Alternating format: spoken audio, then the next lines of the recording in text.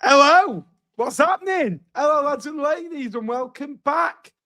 Deadline day, Monday, the 2nd of February. Now, we are combining two shows into one. Now, there's no League One Live yesterday. 7 till 8, we'll be going through every team's transfer business this window. The deadline has just shut, but there might be a couple of incoming deals in the next hour or so. So we'll be going through every team's. Who's done well? Who's sold the soul for the end of the season? Who've done well to keep hold of players? That's got to be taken into account. At 8 o'clock, we'll have a 2-minute break and then go straight into an hour and a half of League One Live. The games will be on below and we'll have a discussion. But to join me tonight is my co-host, and spent plenty of time with this man over the last couple of days or so. How are we, Jake? Hope you're well, mate. And unmute yourself before you speak, mate. That'd be a good idea, pal.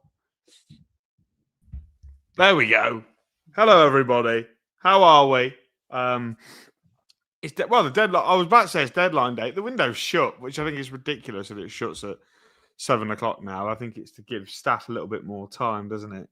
But yeah, no, I'm good. I'm excited, mate. We've got the yellow ties on. It's a bit of a throwback, isn't it, to our Ryan Hardy could have signed for Oxford, but he signed for Huddersfield. I didn't get the invite. Yeah, you did. I was in hospital, wasn't I? So yeah, cool. Oh, well, yeah, that's fair. That's valid. I mean, Ryan Hardy was a story on that night, and ironically, it's a story tonight because he is set, obviously, to move to Huddersfield Town. But yes, I'm good, mate. I'm good. Can I just get it out of the way before people start going, Jake, what on earth's going on with your tie? Right? I'm wearing this ironically in this manner, right? My shirts are all for work, so I'm not, relax. I'm not doing anything, I'll be straight out of my time, back into comfort at 8 o'clock. Believe me, not worn this tie for about 2 or 3 years. Not worn a shirt for 2 or 3 years. Charlie Keegan just put it in. Charlie Keegan, you could say, what's on earth's going on with your football team as Lincoln beat you 1-0? Could have said what's going on with your hair, Tom Eves. I've got one thing to pick a bone up with you. I'm soup, right? This is serious. I had to edit around the other day and I didn't realise I was doing it. Me singing the Lincoln City songs, and when you scored that goal, me going, get in, get in, get in. I had to get rid of all that. So I enjoyed it. It was great. Great day. We did have a good day, didn't we? We had a lovely day in Wigan. We saw Charlie, we saw Flowers, we saw everybody. It was nice. I didn't enjoy my walk back to the train station. I got soaking wet. I couldn't see. You did also get recognised about 55,000 times. It was nice. It was very nice. Let me know if you can see and hear us okay. Obviously, that'd be the question we should have asked first, 4 minutes into the show. If you could all like the show, and also if you haven't already, subscribe. We're 61 away from 18,500 subscribers. I want to see how close we can get during this next 2.5 hours, probably 3 hours, knowing how I look. But we'll be here right up until 9:30 to 9:45 mark as well. We will be going through the transfers. Do you want to go through in table order, Jake? Alphabetical order? Well, I've got it here in alphabetical order from A to from yeah, A that's to fine. B. We'll do that. Let's just say hello to the people. Hello, Parmex. Hope you're well. Let me know about your team's window as well in the chat. I want to get feedback as well. Hello, Charlie. Hope you're well. What's supposed to be, Parmex? Bradford fan, happy with the business. They were waiting for a strike and they signed 3 in the last 4 or 5 days, haven't they? And Kane Jackson, Paul Mullen and Ethan Wheatley today. Another Carla Mighty Wigan window. Brilliant to see. Brilliant to see. Have you calmed down now? That's the big question on everyone's lips. He's a loud man, is our comments, but I love him. Well, I hope you've got your checkbook out if you want to sign Charlie Webster. Jake, I'm not happy with the comment about Bolton big spenders. That's falsely half wrong. Half the players are loan, other players are free transfers. Your comment was out of order. Wait, I'm just wondering when I said Bolton were big spenders. Must have missed that. You could also mean wages as well. Yeah, and Nappers is sticking up for me. So have that thought, Master. I think one thing as well that I didn't like before on social media was a dig at Lincoln and how small they are. They're not even small. They're probably a mid-table League One side. I could probably name you 12 clubs. Maybe 10 to 12 clubs in Lincoln are bigger than. Also, as well, including Mansfield Town, by the way, Matt Flowers. Just so you know. Say again. Including Mansfield Town, who we are bigger than. But one thing I will say as well, that for 28 games now, Lincoln have been brilliant. And with their 18 games away and the 12 unbeaten and rightfully where they are.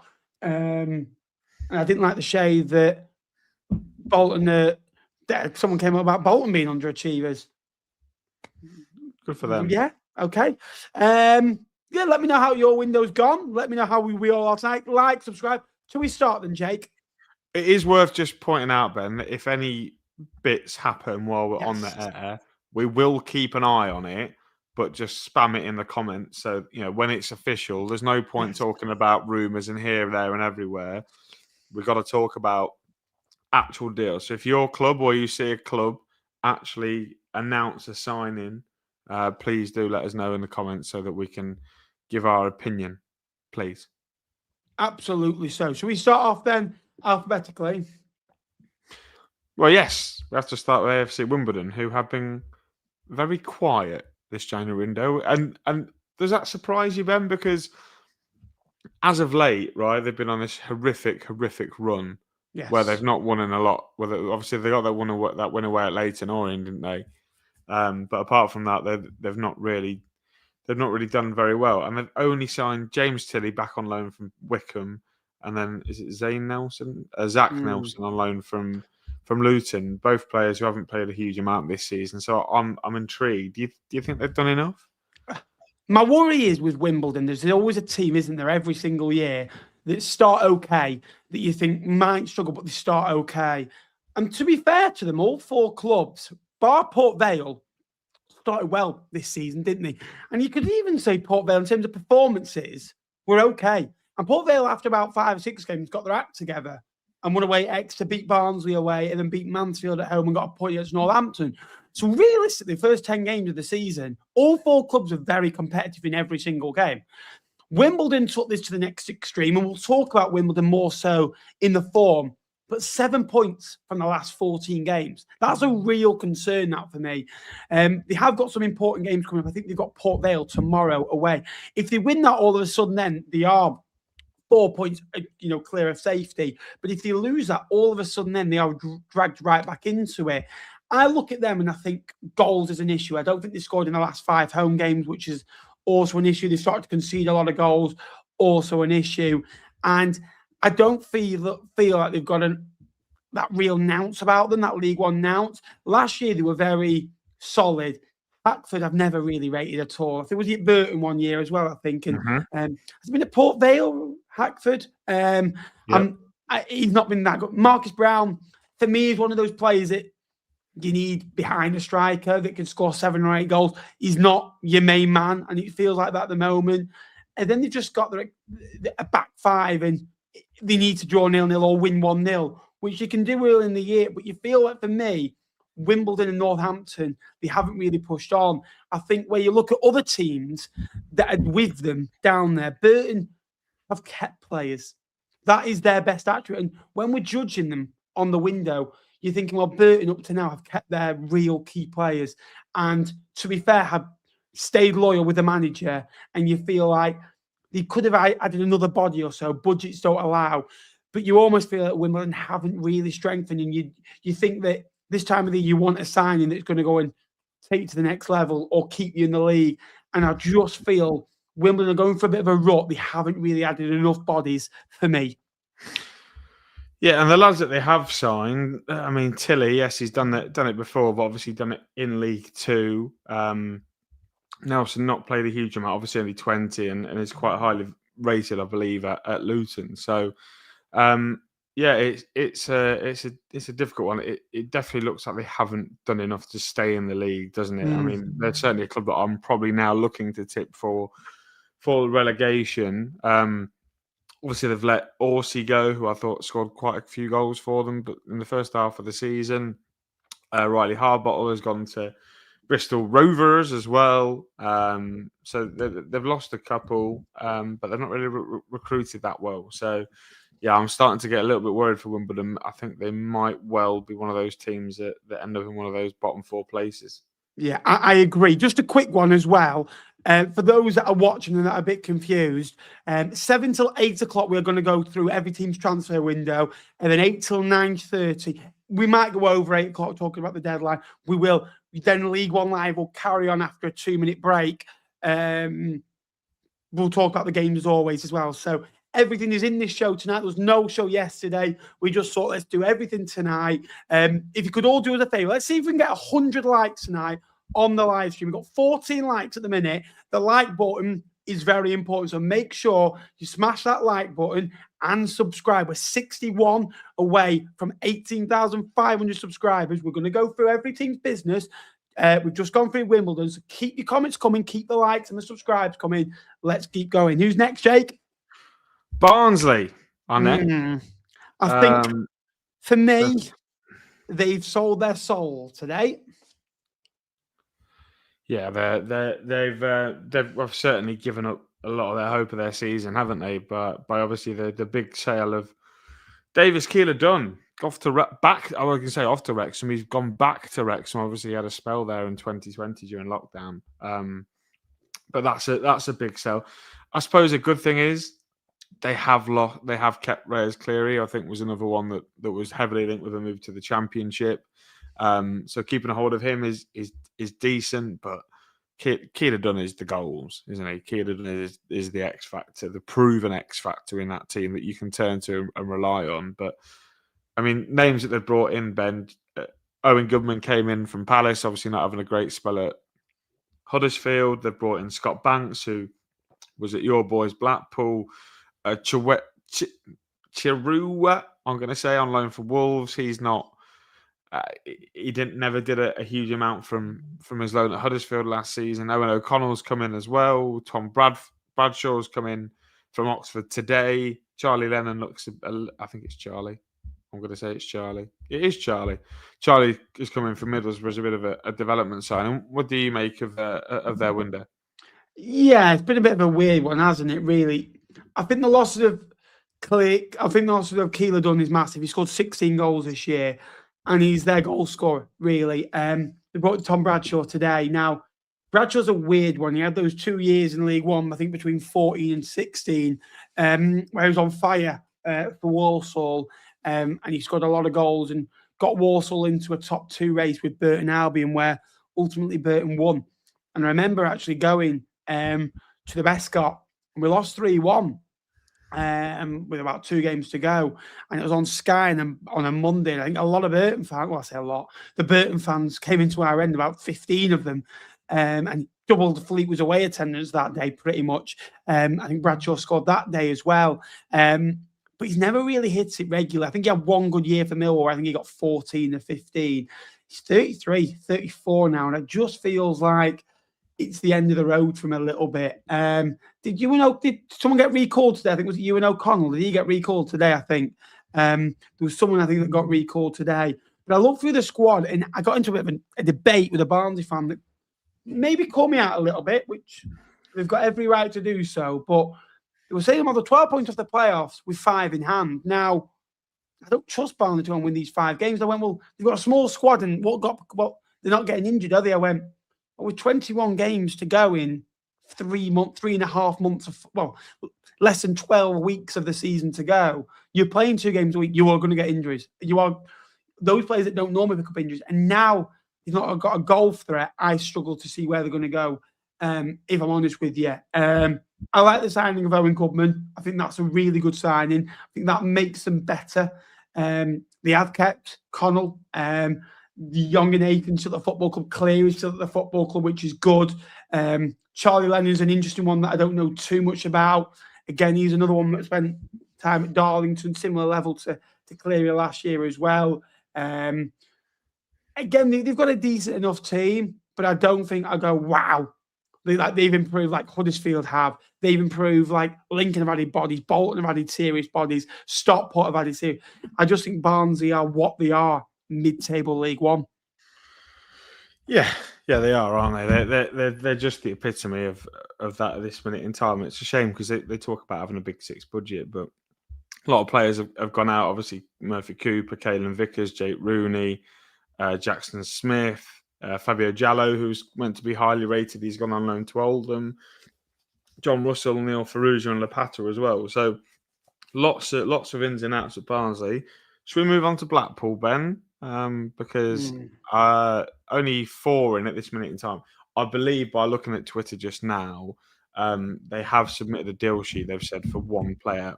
Who that is, I'm not a million miles sure. Obviously, Bailey Peacock Farrell's come in on a permanent deal. Grant has come in from Millwall, but he's already injured and gone back. They've signed Joel Randall on loan from Bolton, obviously, and Michael Obafemi from Burnley. But the big loss for Blackpool this year, Danny Imray going back to Crystal Palace, who subsequently got loaned out to West Bromwich Albion. But yeah, again, they've brought in some quality. You have to say the lads have got in a quality, but do they fix the issues that Bolton have got? That's the question. Blackpool. That's right, mate.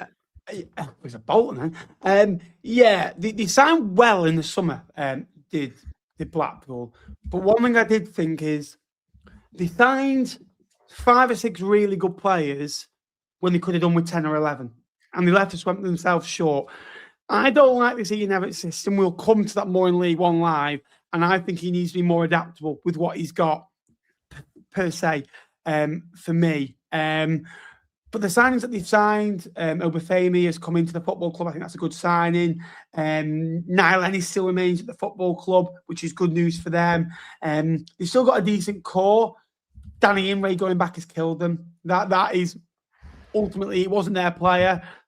They've lost him. Joe Randall's a good signing. Kamal Grant's a good signing. Scott Banks obviously was in at the football club, but he's gone to Barnsley. So I think, again, they've been left short 2 or 3. I think at Blackpool, people think they've got a good squad, but I think David Downs there has not really done well to bring in enough players, really. And there's the light on the ground right now. And I think Blackpool are in a serious relegation, but I think they have got goals in them. But I think they're only an injury to Fletcher away. Niall Ennis has just come back and really struggling again. So I think Blackpool have been pretty meh, if I'm honest with you. Yeah, no, I agree. Sorry, Ben. I've just been getting word on who Lincoln are signing this evening, which gets me quite excited, actually. But yeah, no, Blackpool a little bit disappointed in them. I think they definitely need a little bit more. Bolton then, Ben. This is a big one. Quite a lot of ins this month. Temple's coming from Shelbourne. Ruben Rodriguez has come in from Victoria. Obviously, he tore Bolton apart for Oxford in the playoff final a couple of years ago. David Harrington from your boys Fleetwood. Jack Bonham from Stoke City. Corey Blackett-Taylor and Rob Apter added today, and we believe it's not confirmed yet, but we believe Johnny Kenny is also on his way from Celtic after they missed out on Ryan Hardy. So, what do you reckon to that? Yeah, they did really good business in the summer, which I think is starting to bear its fruits now. I think Ethan Arahan in the summer starting to really come good and look like a Bolton player now, which is good. Ruben Rodriguez, if he goes and gets Bolton promoted, I think it all will be forgiven in that area of the woods. Really good signing, really like it as well. But overall, I think they've strengthened. David Harrington brings, a good backup goalkeeper to Jack Bonham. Corey Blackett-Taylor, I think, is an outstanding proposition. He's still 28. You think that maybe he's a bit older than he is, but he's still 28. Rob Apter, 22. It depends how they use him. They really need to use him as an out-and-out right winger. And if they do and he can get out players, that's great. Obviously, this window, they have lost due to injury. I can't remember. Oh, man. Who was it now? Josie Dewey's injured. Yeah, that's it. Down to an injury. It just went out of my mind. Honestly, when you get on there, sometimes, Cozy Dewberry, you can sometimes forget names. But I think, again, they've signed pretty well. They've added to the squad. They've added a bit of flair. Added a bit of wow. You think that's a statement signing. So, gutted, obviously, to miss out on Ryan Hardy, but they've still got good forward options. I think Bolton is now starting to look good. They've won 4 of the last 5. So, I think they've ended this window a lot more positive. Obviously, lost recently away at Peterborough. I think sometimes that's the best thing that can ever happen to you. So, I think overall, they've left this window stronger than they entered it. Obviously, they've got a good fee for Aaron Morley, who obviously went to Wycombe. I don't think that's any real loss. And other than that, I don't think you think, oh, wow, he's left. I think overall, good business. Yeah, certainly. They needed to add a little bit of depth out wide, didn't they? Given the fact that they've obviously lost Cozy Doobie to injury, like you mentioned. But those lads coming in, Apter, very, very good signing for Bolton. He was unbelievable for Charlton. For Blackpool in this league. Corey Blackett-Taylor has also been very, very good in this league before for Charlton. Obviously, was very good for Tranmere as well. Got his big move to Derby. Didn't quite work out for him, but yeah, they've certainly strengthened. And Bolton will feel like, if they get all the deals over the line, that they've got an opportunity to close down the top two because they create chances and they've kept Cozy Doobie. So that's massive for them. Moving on then, Ben, to Bradford City. Harrison Ashby, Joe White, Caden Jackson, Louis Sibley, Paul Mullen, Ethan Wheatley. Your thoughts? I don't think any of the strikers they brought in, you think, wow, he's a goal scorer and their goals are going to go and get us up. I think they all offer something a bit different. Paul Mullen's experience, and he's won a promotion or two in the National League, won 2 out of League Two, one with Cambridge and one with Wrexham. And then obviously was in League One earlier this year with Wigan, where he scored a few goals, to be fair, but ultimately got underused by Ryan Lowe. Caden Jackson is a player that's always been rated for his goal-scoring prowess, but 16 goals is his best season, and that was in League Two with Accrington, where he was fantastic. And ultimately, his goals and 24 goal contributions that season got Accrington promoted. But other than that, it's been 3s, 4s, and 5s in Ipswich team. But what he does do well is, and I think he's a perfect Graham Alexander player, he'll hold it up, he can go long to me, he'll win flick on, he'll knock it on. And that him and Mullen, I think, could work really well together. That Jackson will win the aerial duels and Mullen can run on behind. I thought both of those played an impact in Doncaster, ultimately struggling against him the other day. I just thought that Jackson had a goal disallowed, didn't he? Which is, he'll find himself unfortunate. I thought Mullen did well when he came on. I think that's a really good sign. I think Ethan Wheatley is one that that really impresses me, if I'm honest with you. I think that's a loan transfer, isn't it? He's only 20 and he's had a couple of loan spells and he didn't really work out at Wolves. I thought he was okay at Cobblers in a struggling team. But again, he's going to be effective and he's going to add a bit of, experience to them. Was Louis Sibley signed earlier this month as well, I think. I think that was a very early signing in this window. They all merge into one, don't they, in January. Louis Sibley, again, adds experience. I think he was part of that Derby squad. So, yeah, I think they've signed well. They've added a bit of experience and you feel like they've bulked out the squad now. And a couple of weeks ago, I was looking at where's the goals going to come from, because Stephen Humphries, for me, isn't it? And now they've got 3 or 4 players that can share the load a little bit. So, yeah, for me, certainly added a little bit of announce to them. And they've got a bit more pedigree, I think, that know how to get out of the league, know how to fight. And this time of year, you need fighters in yellow ball season.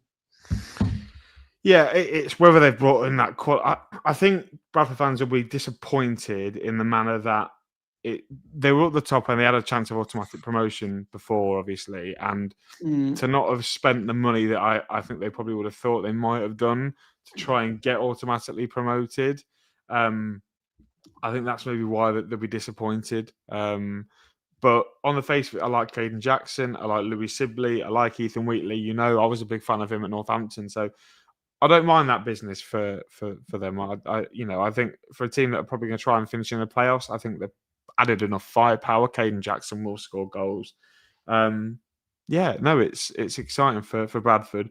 Ben, we've done half an hour. We've not even got out the B's yet, so we need to try and get a move on quickly. Burton Albion. I know we should really be talking about these for the entire show, but we're not, because Andy Burnham's here. I love Andy Burnham. Fruit pastels for Stockport at home. Can't wait. Kane Adom, Matthew Lewis has come in today, Ben from Hemel Hempstead, and Andy Cannon. What do you make of that?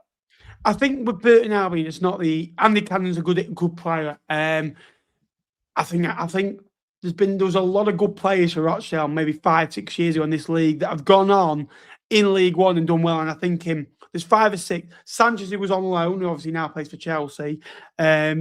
Matheson, who obviously struggled and is now at Macclesfield. Aaron Morley, obviously done well at Wycombe and had time at Bolton Wanderers. Callum Camps, obviously Stockport, of you like, and had time at Fleetwood. Cannon was another one. Ian Henderson obviously scored goals at the time as well. So they had a really good team back then, did Rochdale. And Cannon was another one that really impressed me. Maybe not kicked on as much as I would have thought he would have. And I think it's a good pickup for Burton that he had a bit of experience. He had a bit of a seniority because their squad was struggling for a bit of ounce. The Burton Albion on a struggling budget.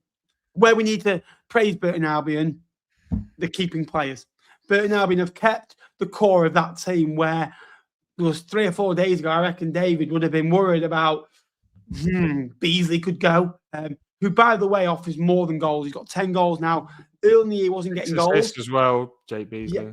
Yeah, 4 assists as well. McKinnon's still at the football club, which is good. Obviously, they kept Hardridge, Goodwin Malife, Charlie Webster still remains at the football club. So they've got a bit of Hardridge as well has been the key. And ultimately, Gary Bellier's still at the football club. I know obviously there's been no interest in him, but he's still there. And you just feel Burton have kept their core and you feel that will be enough because you feel what they've got in their dressing room, no one else has got those relationships elsewhere. They've got togetherness and the spirit. So for me, Burton have had a great window. Big shout out to Ian, who's just become the YouTube member. Ian, thank you very much. If you do fancy becoming a YouTube member, very, very small price. You get 2 or 3 videos extra a month, including a special guest the footballer coming out this week between myself and Jakey. So if you fancy becoming a member, subscribing, we're now just 60 away from 18,500 subscribers. If you could subscribe. Moving on then, Jake. Cardiff City, the Bluebirds. The Tyrone business in the summer wasn't busy. The business this window hasn't been busy. But ultimately, they've not really lost key players, have they? That's to be honest, right? But they still remain top and they're doing well. But they might need to sign someone just to be able to beat Burton Albion. Well, yeah, I suppose. Of course, you make it about Burton. Look,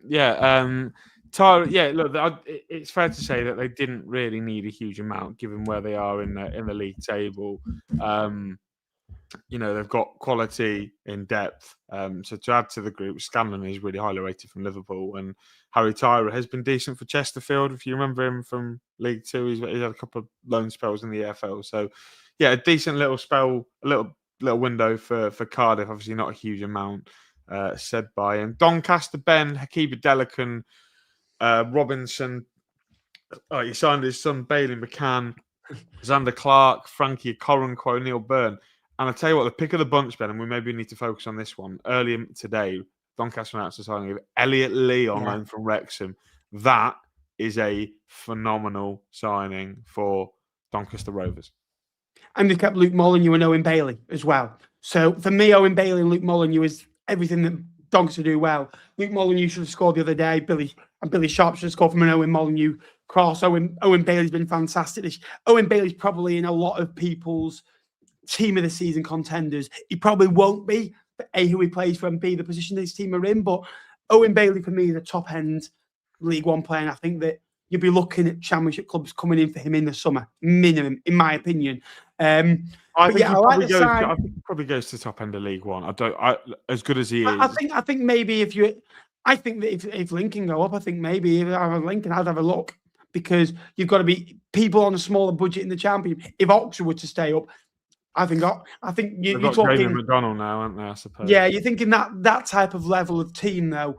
In my opinion, I think Owen Bailey is obviously a bit more versatile. Elliot Lee's a fantastic signing. I think he adds exactly what they need. Obviously, they added a lot of players in the summer, didn't they? And it felt like, they haven't really got the goals. But I think Elliot Lee's a fantastic footballer, if I'm honest with you. But other than that, again, I think that they've just about strengthened a little bit more than the teams around them. So I think that, and Doncaster are a better team than they have been. So they've been in a lot of games over the last couple of weeks. Exeter City, Jake. One signing, Tutorov. Love how you've ignored that one. Tutorov, I don't mind it, man. I can say it. He's, I tell you what, mate, he's played really well for Exeter. He scored twice, I believe, hasn't he, in his first 2 games. So he looks good. Ukrainian. Oh, I love a Ukrainian in League One. He's a Ukrainian under 21 international, which I'm a big fan of, as you well know.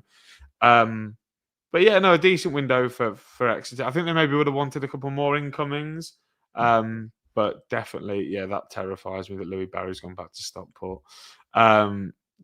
Tutorov, good player, looks handy. Certainly looks like someone at Sunderland might well be useful for Exeter. Certainly because they've lost that. You know, they lost. I feel like Exeter haven't had a really good wide player for quite a while. Do you know what I mean? They've obviously got Nisbet on one side, but I think this guy will have a different threat on the left-hand side, Ben. Absolutely. Huddersfield Town, for me, have signed, I would say, my favourite midfielder for some reason in this league, Cameron Humphreys. I like dynamic midfielders that are very athletic, that run forwards, play forwards, get themselves into the box. And we'll talk about his goal on the weekend. That's what he did. It was very, very good for Ipswich in the season. They went up. That he was used as a squad player. He was fantastic for Wycombe last year. Certainly in the first 6 months of that season. I really like that signing for me. I think it's a fantastic signing. It just adds something that they've not got. Has Ryan Hardy been done? Not yet. Not official. But not official. Barley Mumba has been official. I think that Barley Mumba, the way that Huddersfield now want to play with the fullbacks, you're now not going to. I think you're going to get a better version of Lars Sorensen. You're going to get Barley Mumba. For me, there's no reason. I think in the last 2 or 3, I think 2 of the last 3 seasons, you've got the best fullbacks in the league.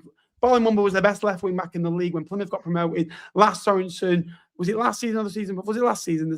He was the best when he was at Lincoln. Oh, no, 2 seasons. 23, 24, but then 23, 24, he was the best, by far the best player in right back for me. Yeah, fantastic. And then in the summer, they didn't really need to do a lot of business because they'd had a lot of good players as well. They've still got Alfie May, Jack Watmore, Ryan Ledson, Marcus Harness, Lyndon Gooch, Sean Rowan, Joe Lowe, Murray Wallace, Marcus McGuane, all signed in the summer. So I think that's good business. Owen Goodman left the football club. Again, everyone that they've left, you kind of think, yeah, that's fine, really. But overall, I think the only issue is Leo Castledane, who it feels like a lifetime ago he went. But I feel Ryan Hardy coming into the football club, Cameron Humphreys coming into the football club. Ultimately, he wasn't their player, and he was great for them. He's got, obviously, again, a fantastic footballing brain. They have lost him. I think, again, it's unfortunate, isn't it? They were on loan, but yeah. Yeah, well, the thing about Castledine is, like you say, he's a lone player. He's not really something you can control. Obviously, he's got a great move to Middlesbrough, hasn't he? And but I tell you what, yeah, if they get Ryan Hardy over the line, which they look like they're going to do, that window for Huddersfield, they become a bit of a threat, don't they? An outside threat. And the good thing is, because they're 10, they could be 13 points off Lincoln by the time, if we won our game in hand, etc. They become real underdogs. And I tell you what, Ben, one player that I think will go under the radar, I like, Bobby Wales. Really good player. Come out of Kilmarnock, gone to Swansea, obviously. Ended up at Huddersfield. He's a really good player. I think he's going to be a really good Joe Taylor replacement for them. So, right, moving on to Leyton Orient ever so quickly, Ben. Will Forrester, Morris, Keelan Casey, AJ Matthews, Dan Backman, who got injured in the warm-up.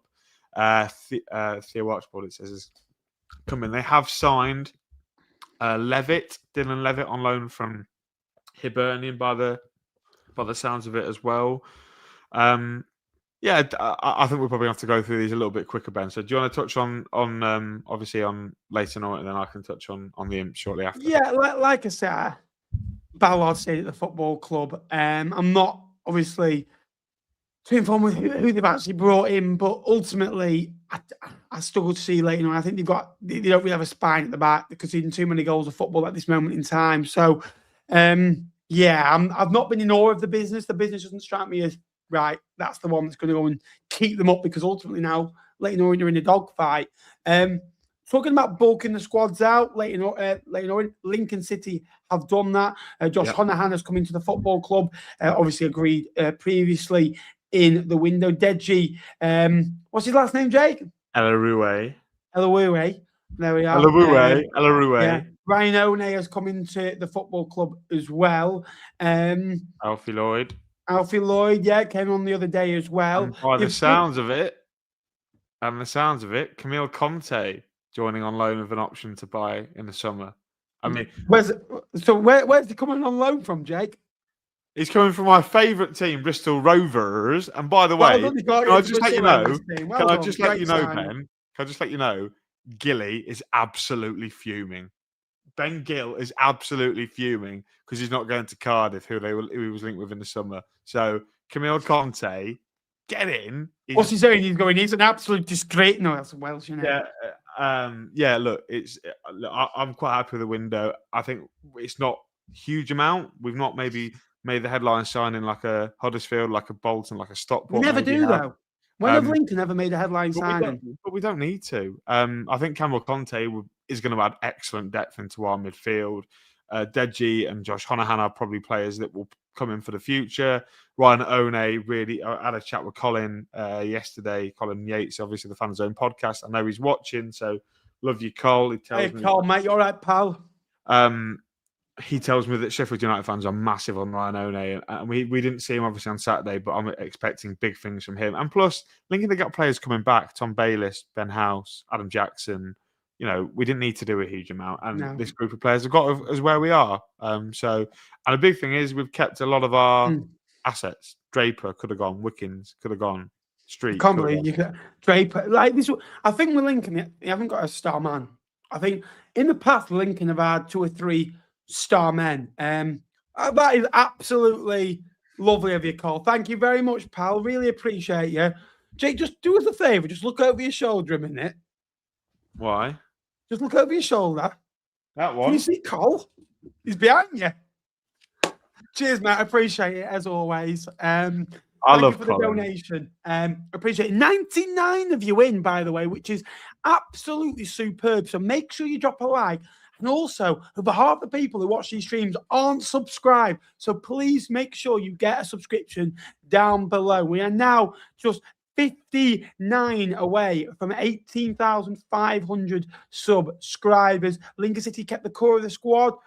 Belief. That's what's ringing through their brains right now. At Luton Town, Cherry Yates goes up a division on loan to Sheffield Wednesday, which is always a bit of a weird one. Devante Cole has come into the football club, which I've never been a massive fan of Devante Cole. I think he does score goals. I think that he starts well and then fades. I think that at Port Vale, there was questions towards the end of his attitude. I think that I've always questioned that over the years with him as well.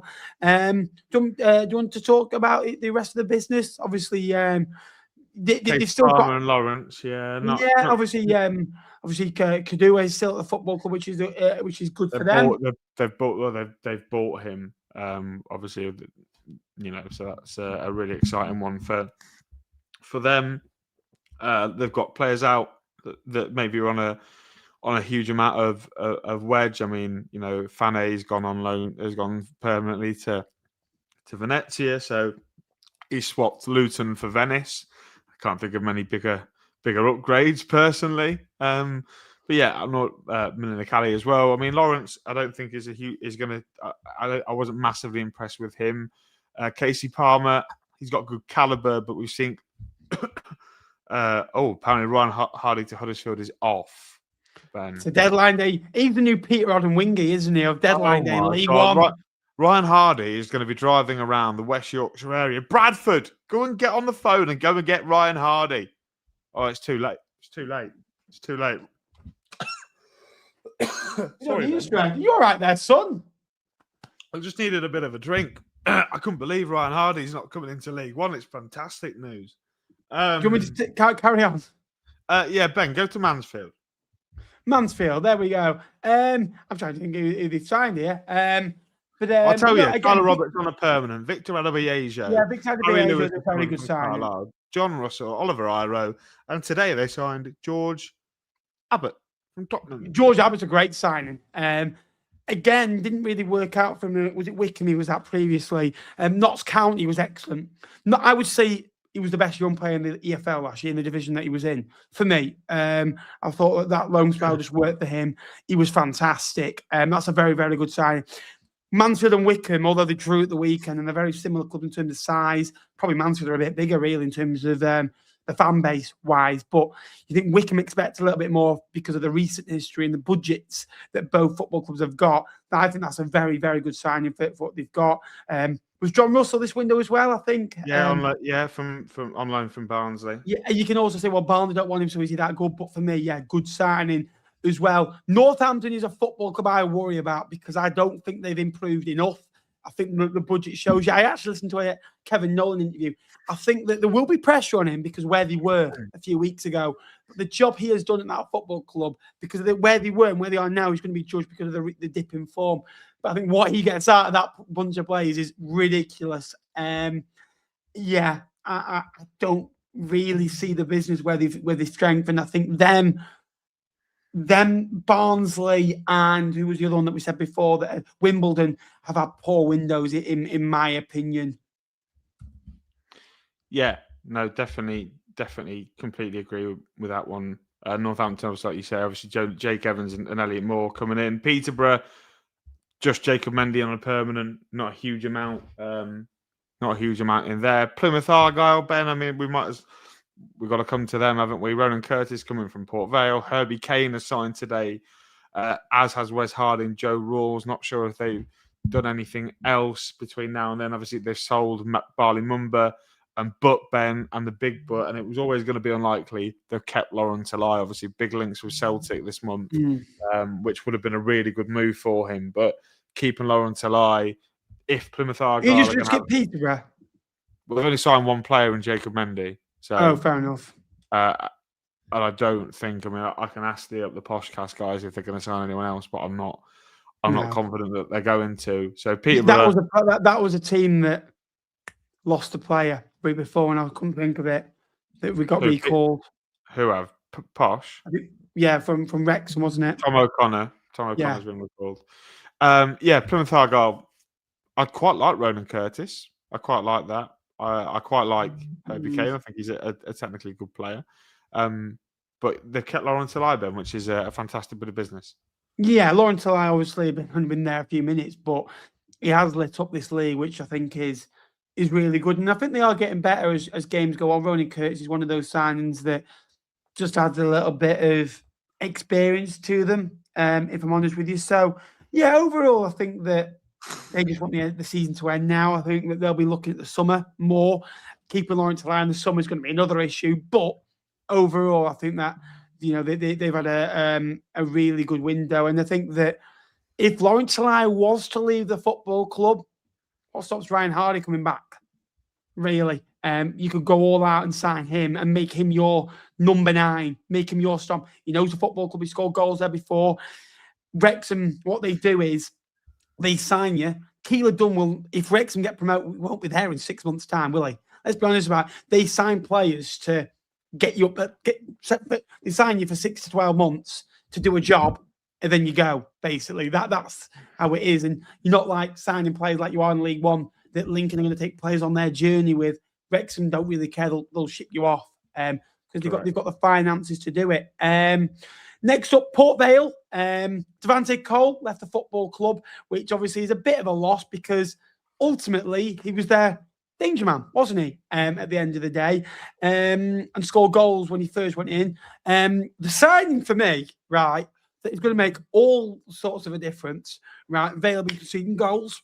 They went to it, and for me, the best up-and-coming centre-half in League One, Eli Campbell, is back in League One. Now, I don't want to be harsh on the lad because he was 19 and in a really, really poor Fleetwood side. I would say he is the worst player I've ever seen in a Fleetwood backline. Honestly, he couldn't head it. He couldn't make a pass. He wasn't dominant. I thought he was weak. But ultimately, he was a young player coming in a really poor side and he struggled on the left-hand side of a back three. He might have improved. Overall progressive signing. I think they've just literally raided Everton, haven't they? Because they've signed that Marie. What's his last name, Jake?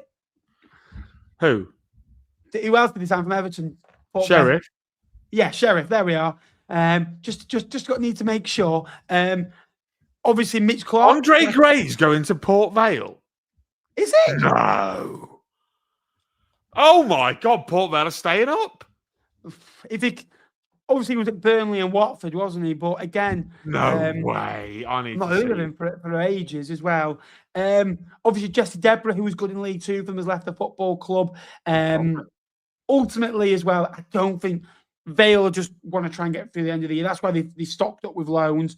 Look, Vale's season could be saved because Wimbledon and Burton at home this week. If they win both of those, they've got to win both. They could cut the gap to 4 to 5 points. You never know, really. Yeah, what do you think of the business? Obviously, the big one, Mitch Clark, going to the biggest club on the File Coast. Oh, Hardy has gone to Huddersfield, apparently. Oh my God! Ben, I can't. I'm just checking their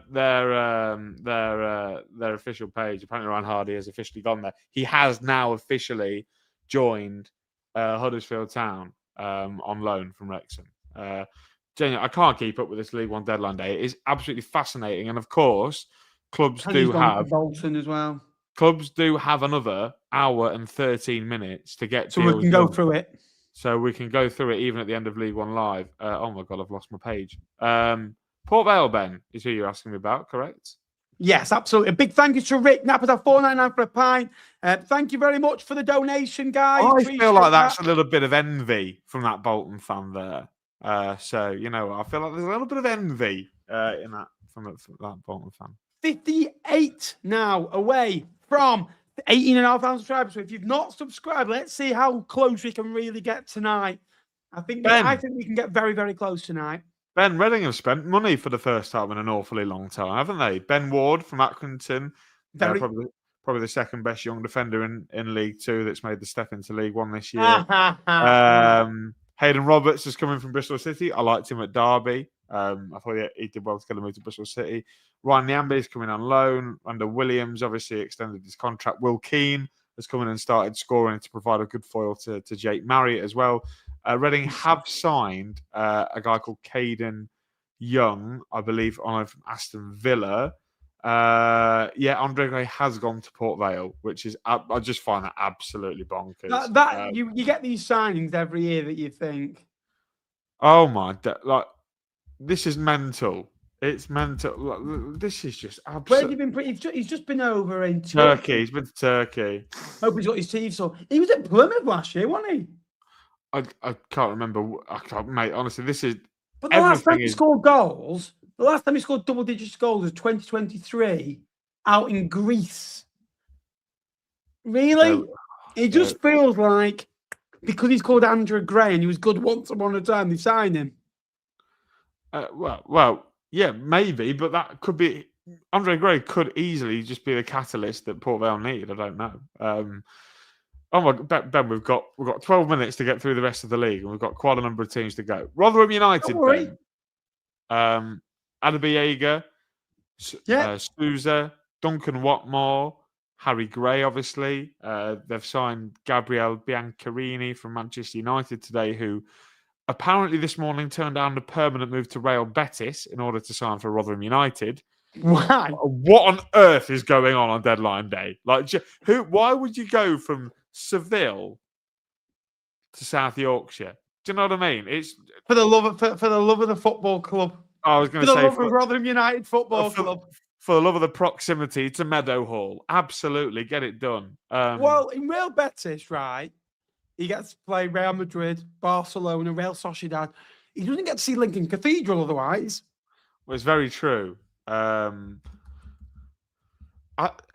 It's very true. Look, Matt Reid has just signed for Lincoln City. Honestly, you're thanking your lucky stars that you didn't get to play on Saturday then, Charlie, because it would have been 5 with Matt Reid. Big thing for Rotherham, Ben, is as good as those signings are. They've kept Sam Nomble, obviously, massive for them, keeping hold of Sam Nombe. Harry Gray's come in and hit the ground running. I feel I'm growing in confidence now that I feel like Rotherham might be able to get out of the position that they're in. The result, obviously, we'll talk about a little bit later. Doesn't matter the position that they're in. If they say that, they say up. They're out the bottom 4 now, but they were the bottom 4 before the weekend. Albion are in there now. Out of the teams that are in the bottom 6, I probably have a little bit more faith in them and the likes of Doncaster maybe than I do in some of the others. Let's talk about the boys then. Everyone's favourite boys. Taylor's coming from Sutton United, a project player. Knight, the same from Brighton and Hove Albion, 20-year-old lad with a bit of a reputation in youth football. Harry Cornick, Ben, as well, coming from loan. We spoke about at the start of the window. Stevenage need to add firepower, right? Because their issue was they weren't scoring goals. Have Stevenage added subsequent firepower to finish in the top 6? Or is their season over? Their season's over for me. I think that their season, they're looking at finishing in the top 12. They've won ultimately, I think, 3 games in the last 18. 2 of them come against Peterborough, and the other one came away at Stockport. Gasson had me the one that you would feel that would score 15 goals. Has been out for a long time, and he's back at Charlton doing his rehabilitation. And Stevenage is still paying money for his wage agreement. Ultimately, Stevenage Football Club have got a small budget-ish. They've got a decent. I reckon they've probably got a better budget than they make out for me. But ultimately, they can't really go out and spend. January's a tough month for everyone. But ultimately, Stevenage Football Club can't really go out and sign anyone. So they've done exactly what I thought. They've kept the core of the team, but I don't really think if Stevenage went to go and sign 2 or 3 really good players, they'd get the most out of them. So ultimately, I think that Stevenage can stay where they are. I just want to see a bit more from them because I think they are so drab to watch. They are, they are nowhere near good enough to watch. I think the way they play, we also say play styles have got to win games of football. The way they play, they've got to get promoted for it to be worth it. On the Steve Evans, it's the same, but he gets promoted. He gets you in top 6s. He gets you believing. And ultimately, if you do it often enough, it's fine. With Vale Ball, I think that eventually, how long do Stevenage fans wait for it? I know they love him, but it's not great, is it? Let's be honest about it. I know I sound horrible there. For me, Stockport County statement window. You look at the window, and you even go back to the window in the summer when they brought Brad Hills back to the football club, Malik Mothersill into the football club. This window, they brought Dos Cogley in. I really like that signing. I think that he had something. Obviously, they signed Tanton Alafe back to the football club, which I think is a very good signing. Yeah. Again, who else did they sign this window? It was the other one that they signed. They've signed Sidibe from St John's. Sidibe, that's the other one as well. And Louis Barry, has he been announced? Unfortunately, yes. Louis Barry's gone back. So the feel-good factor of that football club, of Tanton Alafe and Louis Barry, plus Brad Hills, plus Ben Osborne, plus Ollie Norwood, everything that they've been good, they've probably got there. If you could name Stockport County's best 11 over the last 18 months, they've got every single player, really. Do you know what, Ben? And I don't know if this is fair to say. I know there's a lot of Bolton fans in the chat, right? That signing of Louis Barry makes me more worried about Stockport than I do about Bolton. I'm more worried about Stockport than I am about Bolton. Is that fair? Yeah, I think it is. But I think with Stockport, because they sound now, and they've signed players that have been at the football club before. So it's like, sometimes it can be hard when you come back second time. It's not quite the same first time. Look at Bowler back at Blackpool. He was unbelievable. One of the best players in the league. That's not really quite hit the heights, really. But Tanton Alafe and Louis Barry coming back, they'll just fit right in. And I'll be very interested to see if Stockport change the way they play. Because I felt they played football to suit Louis Barry last year. When Louis Barry went back, Stockport improved. Weirdly, Stockport improved. They didn't have as good player, but they had a very good team to start with. And they saw all of a sudden started focusing around Kyle Wharton a little bit more, who's got 13 goals since the start of September, who's also stayed at the football club as well. So you've now got Wharton, you've now got Norwood, you've got Osborne, you've got Barry, you've got Alafe, you've got Mothersill, you've got players there that you think that can go and score your goals. And that is frightening. And ultimately, you don't feel like they're going to give up now, and you feel like they can easily go on a run. They've won 4 of the last 5, and they had that little bit of a bump in the road around Christmas time, didn't they, really, where they beat Doncaster, but they lost to Real Madrid, Lincoln City, and they struggled, didn't they, against the future League One champions. Obviously, no one right now because ultimately they're so good at football. So that's no shame into losing to Lincoln City. But obviously, they've got some big games coming up. Yeah. I think that if you look back, those signings could. But also, signing these players is hard because they are good players, but have they got the attitude for it? Have they got the ethos for it? And I think that Stockport have got better players than Lincoln City, but Lincoln have this weird thing in the dressing room where all the players love each other. All the players believe in each other. They all get on. You almost feel like they'll go out together. And they've got a non-league culture at Lincoln. They've got, and that I mean that in a nice way. That's not a dig. You've got a non-league culture there, and it feels like you've got a real togetherness, and you feel like I want Lincoln to lose a game of football because I just want you to bounce back. I'm dreading you to lose a game because I'm just worried that you might go through a bit of a lull. But the signings Stockport have made are phenomenal. Talk me through Wigan. Talk you through Wigan. Joe Taylor. Owen Moxon. Jack Hunt's come in today. I think they've had a bid accepted for Caelan Vickers from Brighton, who was at Mansfield and Barnsley. But I mean, we saw them the other day, Ben, didn't we? We weren't massively flattered by them. But Joe Taylor will score goals. He has done already so far for Wigan. Owen Moxon, I thought, was lively in that game. We'll come on to that a little bit later. Jack Hunt provides experience. They need a left back big time because they have Morgan Fox up there. And if Rhino is going to change to this 4-back, which we'll go, we might as well just talk about them now. They're going to lose. They're going to need a left back, I think, before the window is officially slammed shut. But a lot of players have gone out. Brennan Darcy's gone back to Crawley. Brennan's gone on loan to Harrogate. Paul Mullen obviously Ollie Cooper record as well, which I don't think Wigan will see as a huge loss. But Joe Taylor is the bright spark in that window for me, Ben. I don't think he fits Ryan Lowe's system. I thought you're playing youth ball to Joe Taylor, who, for me, I think that I don't think he looked interested, if I'm honest with you. I think that similar profile to Paul Mullen in terms of size and stature, but I feel like people talk about Wigan and Rotherham and they don't really deep it. But Wigan, I think, are in trouble. I think they have changed formation. It is a bit of the last roll of the dice. Having a chat to Charlie about it the other day.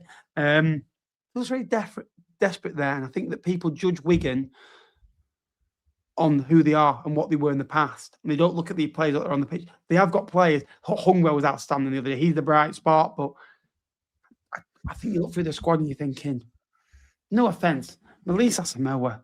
I know he's been decent-ish at Wigan. And I can't come because I don't watch him every week now. But if that's your option, if that's the one that's going to go and get you excited, worried. In trouble. Moxon again, obviously. I just feel with them. I just feel that they're like, yeah. Do you know what I mean? It's not great. We move on to Wycombe, Ben. Last one. Yeah. Obviously, talk me through this, Simon, Jake. You've got the list. Nathan Lowe, not bad. Nathan Lowe's come in on loan from Stoke. Obviously, he's not fit for a while. They've signed Luke Harris.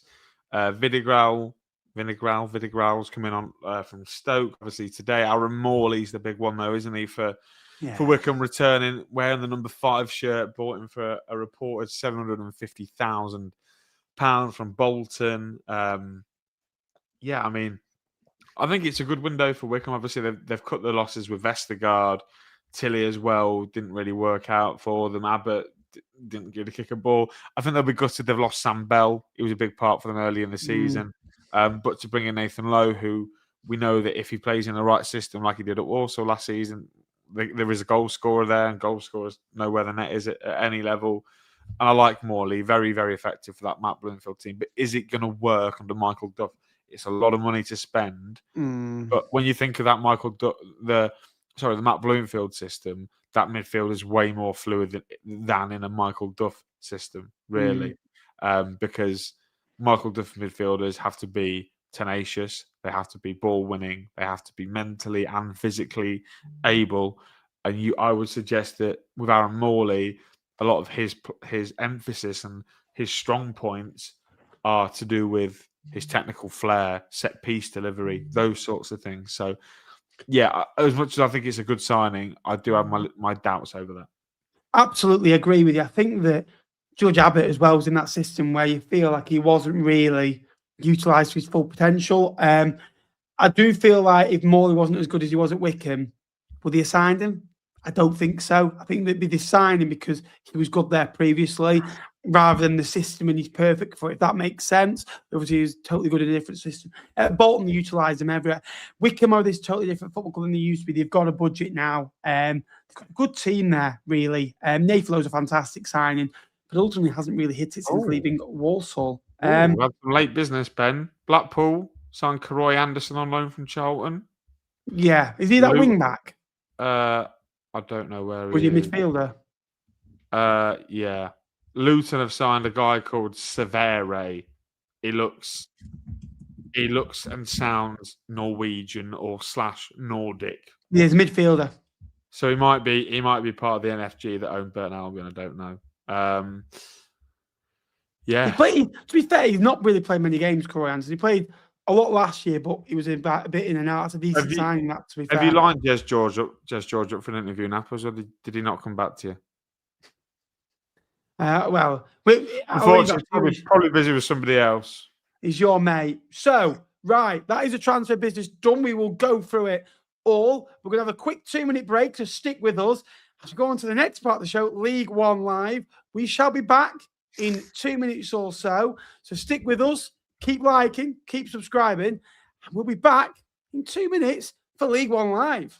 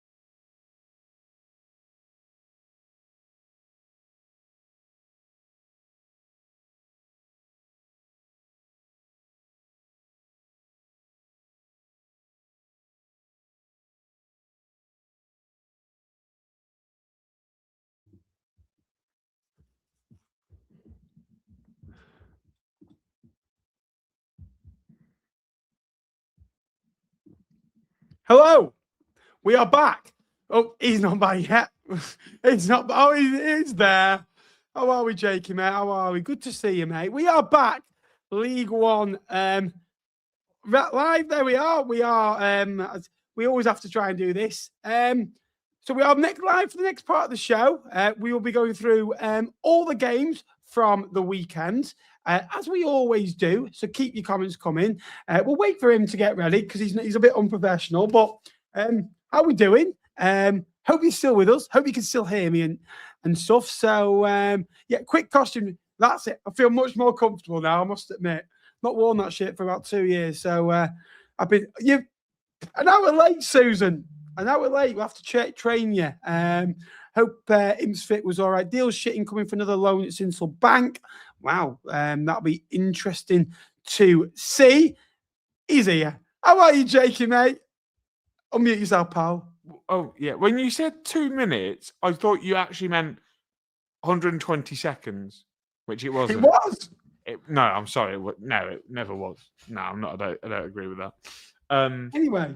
I've not seen you in ages, Ben. How are you? It's great. Welcome back to League One Live. Now, thank you for your support in the first hour or so. Next hour, an hour and a half or so, will be League One Live. Thank you to the 400 or so that have tuned in so far. And we are now just 56 subscribers away from 18,500 subscribers. So if you could subscribe, like the stream, that'd be very appreciated. Now, this week, we're doing something a little bit different on the running order. It's still the same format, but we're going to start off in Exeter. But then we're going to go through the promotion race. So we'll go through Stockport's win over Plymouth Argyle, then head to London Road and look at Peterborough against Huddersfield, Barnsley against Stevenage, an outsider for the playoffs. Then we'll go through the playoff races. Those 2 early games, AFC Wimbledon against Bolton and Bradford against Doncaster. We'll cover them before going over to the DW Stadium to cover Lincoln's away match at Wigan. I think Cardiff away at Burton, who are also top of the league. Then we'll go on for the playoff outsiders. Luton's win over Blackpool and Northampton against Reading. And we can also have a chat about the relegation battle within those 2 games of football. Following up with Leyton against Port Vale, which is also a relegation 6-pointer, believe it or not. Following up with Mansfield against Wycombe. So that is tonight's running order. Then we'll have predictions. And this week, by popular demand, we've got to give a little bit of structure, a little bit of a chat about our predictions, because people are saying, well, talk us through your predictions. Why are you predicting them? Because it looks like you're predicting them out the heart. And I can confirm we're exactly doing that. So, that's exactly what we're doing. It's the first numbers that come to my brain that work. But ultimately, I don't care because I'm winning. So I'm a tactical genius. So always insufferable. Exeter 0, Rotherham United 4. After no winning 11, Rotherham United have now won back-to-back football matches, picking up 6 points in the space of a week against Northampton. And now Exeter, it's their biggest win since beating Doncaster in February 2022, and the first home defeat for Exeter since the 27th of September. They won 5 of their previous 7. This is an absolute massive win for the Millers, Jake, who have had a tough season. They did lose 7 in a row, but now with those wins, go outside of the relegation places. They picked up 7 points across the last week with a point against Wimbledon, which now looks a little bit of a better point. And now all of a sudden they're only a point off Blackpool in 16th place. And you're looking at the fixtures now, Cardiff coming up, tough game, but followed up by Burton and then Doncaster at home. Good week for the Millers. Great week for the Millers. 6 points, like you mentioned. A great performance that not a lot of people gave them a cut and else chance going all the way down to Exeter, including me and you, Ben. Maybe we should have given a bit of justification for that, given Exeter's really good home record. I think they've not lost there since the middle of October, prior to the defeat on the weekend. But yeah, some really big moments in there for some players. Harry Gray obviously scoring for another week running. Baptiste as well. He looks like he's growing into life at Rotherham United, plus that with a couple of goals from Rafferty and Williams, experienced lads. Powell obviously getting an assist, Sam Nomble, 2 assists on his return to Exeter as well. And that is a massive win for Rotherham. Like you say, we're talking a little bit about them in the transfer show, that they're one of the teams that I'm getting increasing confidence in. And, you know, they've signed a couple of lads today. They've signed quite well, I think, this window, in terms of they've signed a lot of young, promising, talented players. I think they have a lot of workmanlike players already in that group, like Rafferty, Reece James, Cam Dawson, etc. Those sorts of players.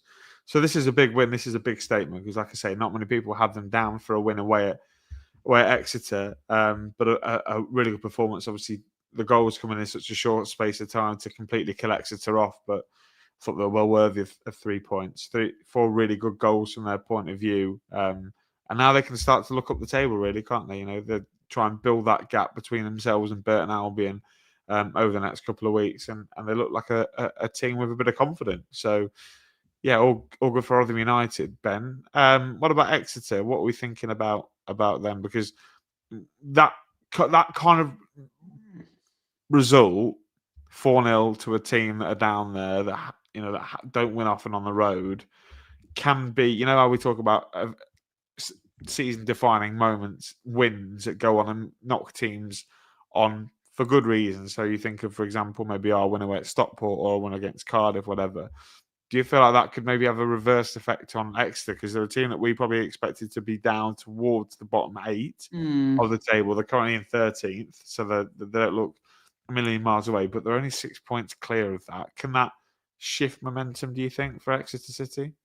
Maybe. I think they've been really good of late. I bar the Man City game, which was a freak because he played Man City. Still not great. Like, I like Gary Cole's interview after the game. He came out, and I did watch it actually before coming on air tonight, and he said, That's on me tonight. That's on me, and I take responsibility. And I feel like they've got a good culture there, and I feel that they'll bounce back. My only concern is the minutes they conceded the goal. 1-0 for so long, and they conceded 3 in the space of 4 minutes. That, for me, is a bit of an issue. They've got to be better in those margins. Their next month, realistically, their next 5 games, they will define their season. And I know that's an easy one to say. Their next 5 games, 3 of whom are at home, Northampton, Wycombe on a Tuesday night, and Bolton. I think if you can look to get 4 points out of those 3 home games and get a point on the road somewhere, if you can get 5 points or 6 points out of these next 5, just keep averaging a point a game. I think they'll be fine because they'll end up around 56, 57 points. I think Exeter will be fine. I think they've got more than enough in that changing room. They've got goals. Mendes Gomez, if he can keep, keep lively. He's not been great. Obviously, he's scored his first goal for 2 years last week. Even Wayne's a regular goal scorer. You have these freak results in the season, you do, where you're not at it and you think that was unexpected. Yours away at Rotherham, where you were really poor that day. You know what I mean? Exeter came to your place, but you go to. You like saying that all the time. No, because then you go somewhere and win as well. It's a freak result. It's an example of a freak result. So, you like mentioning that you beat someone. Oh, we beat this. I would say you like mentioning you beat this team, but he's getting a bit like, well, we beat you. Well, we drew against you. Beat you. We're better than you. I think they'll be fine. And yeah, it's just one of those freak results. Credit on Rotherham. I don't like signalling how bad Exeter were. I think the full credit must go to Rotherham United, who I thought were absolutely superb on the day. And Matt Hampshire, we've labelled, we've criticised, didn't have a lot of the ball. Exeter had a lot of it, and maybe that was the detriment of Exeter the other day. Big win for Stockport County, who just now feel like they're coming into their own. And it also helps Kyle Watton. He's a goal scorer. They've got something maybe that Bolton and Lincoln lack, and that is a serious out-and-out goal scorer that will be the difference. 15 goals now for the season, his highest ever scoring tally. He scored 13 of whom since September. Only Ballard has more, and Jack Marriott just below him. Unbeaten in 5, they've won 4 of whom. Only 1 defeat in 8, they've won 5 of which. They've been absolutely fantastic.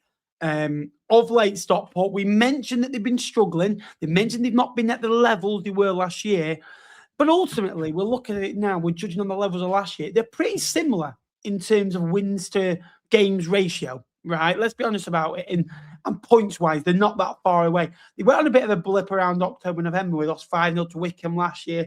They were quite poor. I think overall they've probably been better this year. They've got a better squad this year. They've got a few injuries to Norwood, obviously, and I think Osborne was out for a bit.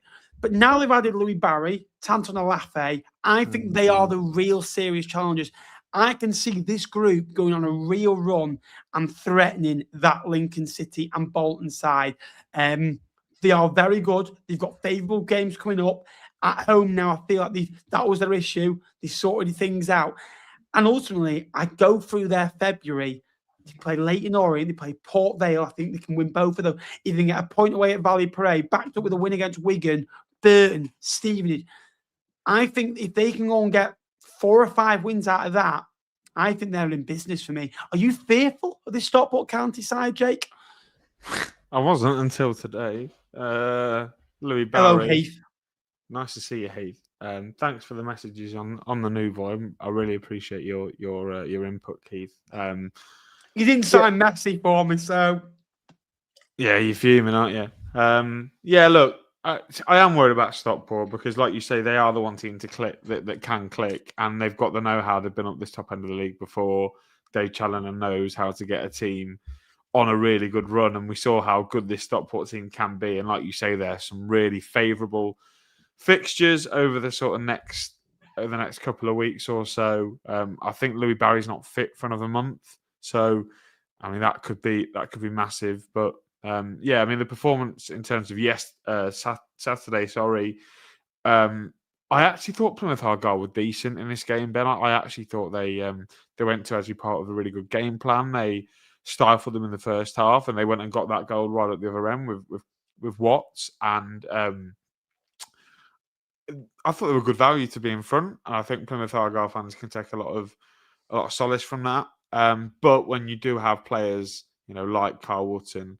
We're talking about Jack Diamond, who they've apparently rejected $1.5 million bid from Luton Town this evening for his services.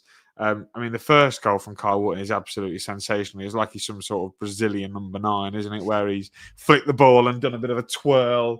To be honest, I saw Carl Wootton play for Lincoln. I never thought he'd ever have that in him, but fair play to him, a great finish. And then they go, they're not just happy with that, with a point. They know that Bolton have won early in the day. They know that Lincoln are already winning away at Wigan and look comfortable in doing so.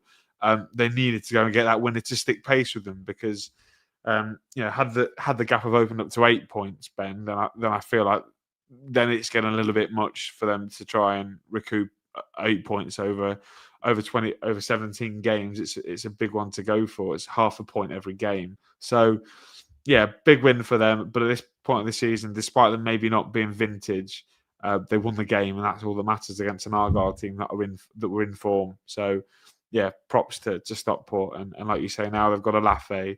Now they've got Barry, who's going to be fit in a couple of weeks. They've got Sidibe, Carl Wootton scoring goals, Jack Diamond, obviously.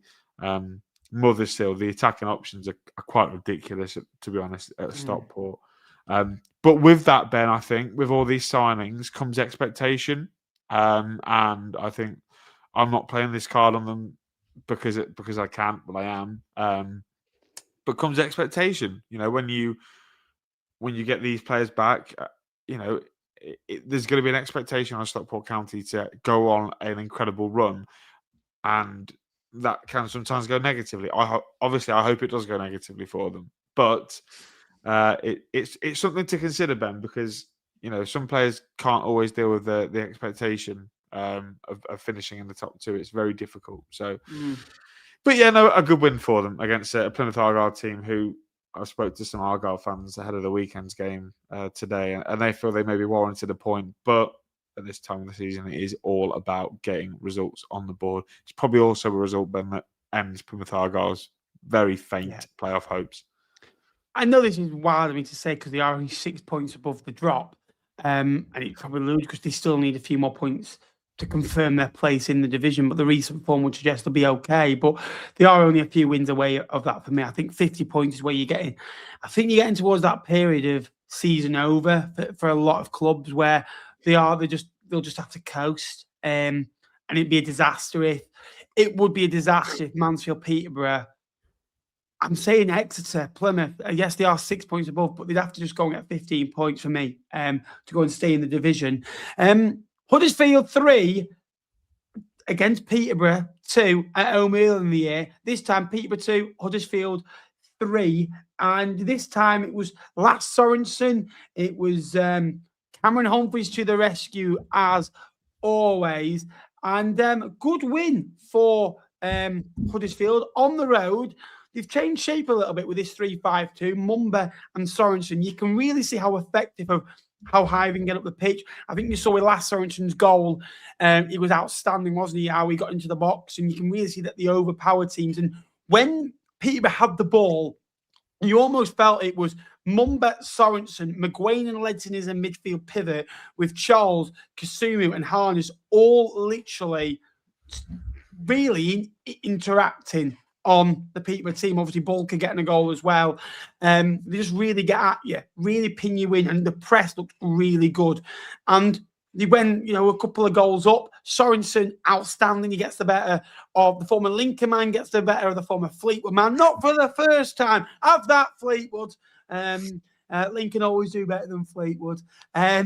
Great goal from Sorensen, and Bulker obviously adds it for 2. After that, Peterborough had the spell in the game, and second half they were much more what they've been under their manager, Luke Williams. They've been outstanding. They had a lot of shots, and for about a 20-25 minute period, they pinned Huddersfield in, and you just thought that back, they settled for what they had at 2-1. They tried to get out, and it's a little bit static. They get the goal through Donnelly. And it's all good sides do this. They respond. Humphreys cuts in and puts it into the corner. It's a really, really nice finish. And Cameron Humphreys is a very, very good midfielder. He's a very, very, I would say, one of the best young midfielders in the league. I think he's so underrated. I like the way he gets forwards. He's athletic. He gets goals. And he scored the winner. Now, that's 3 wins in 3 for Huddersfield Town. They're beating Bradford, Luton, and Peterborough. For me, you're beating their 7th, you're beating their 12th, and you're beating their 5th. You're beating 3 playoff rivals there. That is not just 3 wins, 2 of whom have been with 10 men. They are 3 big wins. Now, there's talk for me, one thing I will say before I pass on to Jake, of them getting into the top 2. They are 10 points behind Lincoln, having played a game more. I think you'll have to get 88 to 90 points. We are talking about this side going to go and get another 40 to 42 points. And they've got 51 to play for. Sorry, 48 to play for. I don't think it's possible. I think they'll slip up. I think their aim is to try and get 3rd or 4th, really. I think it's too much to handle. But what is good, the performance levels improved, the intensity's improved, they look much more organised now. And ultimately, you're getting more out your fullbacks because of the system. Yeah, no, absolutely. And we must give a huge amount of credit, right, to Liam Manning for coming in and turning this Huddersfield team around, because they looked lost under Lee Grant quite a lot of times during his tenure, but they play with structure. They have balance in that team now, which I really like. You've already mentioned with the fullbacks. Like you say, Lasse Sorensen looking way more like his natural self over on that right-hand side. And with Barley Mumba, it just allows the balance. You know, he's such a good wing back on the other side, allowing Lass to go and get forward and get involved with goal involvement. We saw him do it at Lincoln, and Barley Mumba, when it's his turn, he can go and do it on the other side, and we know how ruthless he can be. I remember, did he score a wonderful goal against Ipswich, away at Ipswich in that title-winning season that got them a point at Portman Road? Really big player, big game player is Barley Mumba as well. And really impressive to get pegged back to 2-2. And, the second goal coming 5 minutes on time. A lot of teams would have gone, do you know what? We've come back, we've been pegged back. Let's take a point. Peterborough, a good side at this particular minute in time. But, I think season state helps a little bit with this. They know if they want to get anywhere this year, if they want to get the top 2, they knew they can only drop in a limited number of points. So they had to go for it. And obviously the goal of it in the last minute, Cam Humphrey's a player that I know you're a massive, massive fan of, and deserves a huge amount of credit, right? But Marcus Harness, I thought he was outstanding on Saturday afternoon, completely dictating. He's playing a little bit deeper than where we normally see Marcus Harness from, because we normally expect Harness either out wide or in the 10. But slightly playing a little bit further deeper. I think Marcus Harness is really affecting things. And Marcus McGuane as well, he's looked comfortable stepping into midfield. Obviously not played a huge amount this season before Manning has come in. And to this, you add Robbie Wales, you add Ryan Hardy at the top end of the pitch instead of a Dion Charles, who's a little bit out of sorts, and a David Kasumu. And all of a sudden, this Huddersfield team looks scary. And at home, Liam Manning's got them playing some good football. Away from home, this is a great 3 points for Huddersfield. Peterborough, Ben, whether it ends their slim playoff hopes, maybe it does, maybe it doesn't. I still think this group could go and get 10 points off, though, mate. If you're going to realistically wave Huddersfield off the top 2, I think we can see positives with them, that this is now a foundation stage for them next year. I completely agree. I do completely agree. It's a really decent season, and where they were when Williams took over, they've definitely had a good start, and there'll be lots of positives to take into next season for Peterborough, right? Given the performance levels, and they've got assets in that team: Leonard, Lisby, Keller. Do you know what I mean? Nevitt. They've got some really big assets. So, lots to look forward to for next season for Peterborough. Huddersfield, they're going to have to be flawless, Ben. But squad depth, quality of manager in now, they've got a chance. Yeah, you don't want to draw them in the playoffs, do you? Barnsley 3, Stevenage 1. It feels ridiculous. We're saying this. Keeler done with 2 goals the other day in that win over Stevenage, who we'll come to just shortly. 24 goals now in the last 6 at Oakwell, 15-4-9 against. Big win for Barnsley. They are 12 points off the playoffs, and I think they play Northampton tomorrow night. And I got called a little bit, maybe abject, maybe shouldn't have said it, but I said I think they're nowhere near. I think they're getting towards season over. yes, the 36 points, and they can go 9 off the playoffs with 4 in hand. But this group have got to play 21 games now without a striker. And this month, it's Tuesday, Saturday, Tuesday, Saturday, Tuesday, Saturday, Saturday. And then in March, again, it's Tuesday, Saturday, Tuesday, Saturday, Tuesday, Saturday, Saturday. And then it slows down a little bit in April. But people come at me with the injuries, but Barnsley are nowhere near the top 6. But that is a good win for them. They needed it, really, but good win for them. At Oakwell, showed a bit more what they're about, didn't they? 3 goals. Stevenage, who we'll come to in a minute. Yeah, definitely more likeable, this Barnsley team under Conor Horan at this minute in time. Scott Banks looking like a really big player for them, doesn't he? But we've said it in the transfer show, Ben, that we did before we've done League One Live. Davis Keeler-Dunn going is going to be a massive, massive season killer for them. Yes, obviously he scored the 2 goals that separated the team on the weekend, but just in terms of everything that Barnsley have done creatively this season, they're getting rid of. Yes, Rare's clear he's good, but you can't depend on a young lad who's his first year in League One. You know, we're talking about Davis Keeler-Dunn, who over the last 24 months, Ben, would it be fair to say he's been the best player in League One? Davis Keeler-Dunn? Yeah, I think so. Since going in there from Mansfield, made a really, really big impact. And again, he did on Saturday. So they'll be gutted that they've not got that at the top end of the pitch anymore. But a performance that I think they can be proud of. Obviously, you mentioned they've got lots of games in hand. Barnsley, and I think if they win them all, obviously they'll elevate themselves to 51 points, which is nearly where Stockport are and where Bradford are at this particular minute in time. But like you say, because they've got to play so many games in such a short space of time, they're going to have that consistency without your best player as well, recruiting players that, Tom Bradshaw's not scored a goal for over a calendar year, I don't think. So they've got a bit of work to do. Yeah, I don't know with Barnsley, Ben. They're a bit weird, aren't they? They're very bipolar. They're very good one week. Oh, he says that, doesn't he? They're very, very weird the next week. They do have some good players, but I just feel like maybe they need another year together to blood some of these younger lads in, like the likes of Shepherd, Bland. Obviously, the good thing for them is they've kept Connell, they've kept Cleary to try and build on, but these players are ultimately probably going to leave in the summer anyway. Yeah. So do you focus on them? Do you sort of write the season off and say, let's play the people that are going to be here next year? Or do Barnsley still feel like they can get in the top 6? I feel like they probably feel like they can. But like you say, it does feel a little bit like it does feel like a top 6 in the rest of the league, really, doesn't it? It does indeed. There's 115 of you in the chat, by the way, so a massive thank you. If you could like and subscribe, 56 away from 18,500 subscribers. Let's see if we can gain another 6 and get 50 away. Then we're right in the business. We can try and hit it in the next couple of weeks. So go down there, press subscribe. That'd be appreciated. Stevenage, 18 games, 3 wins. The style of football is horrid, and it will get mentioned. It wasn't when they were winning.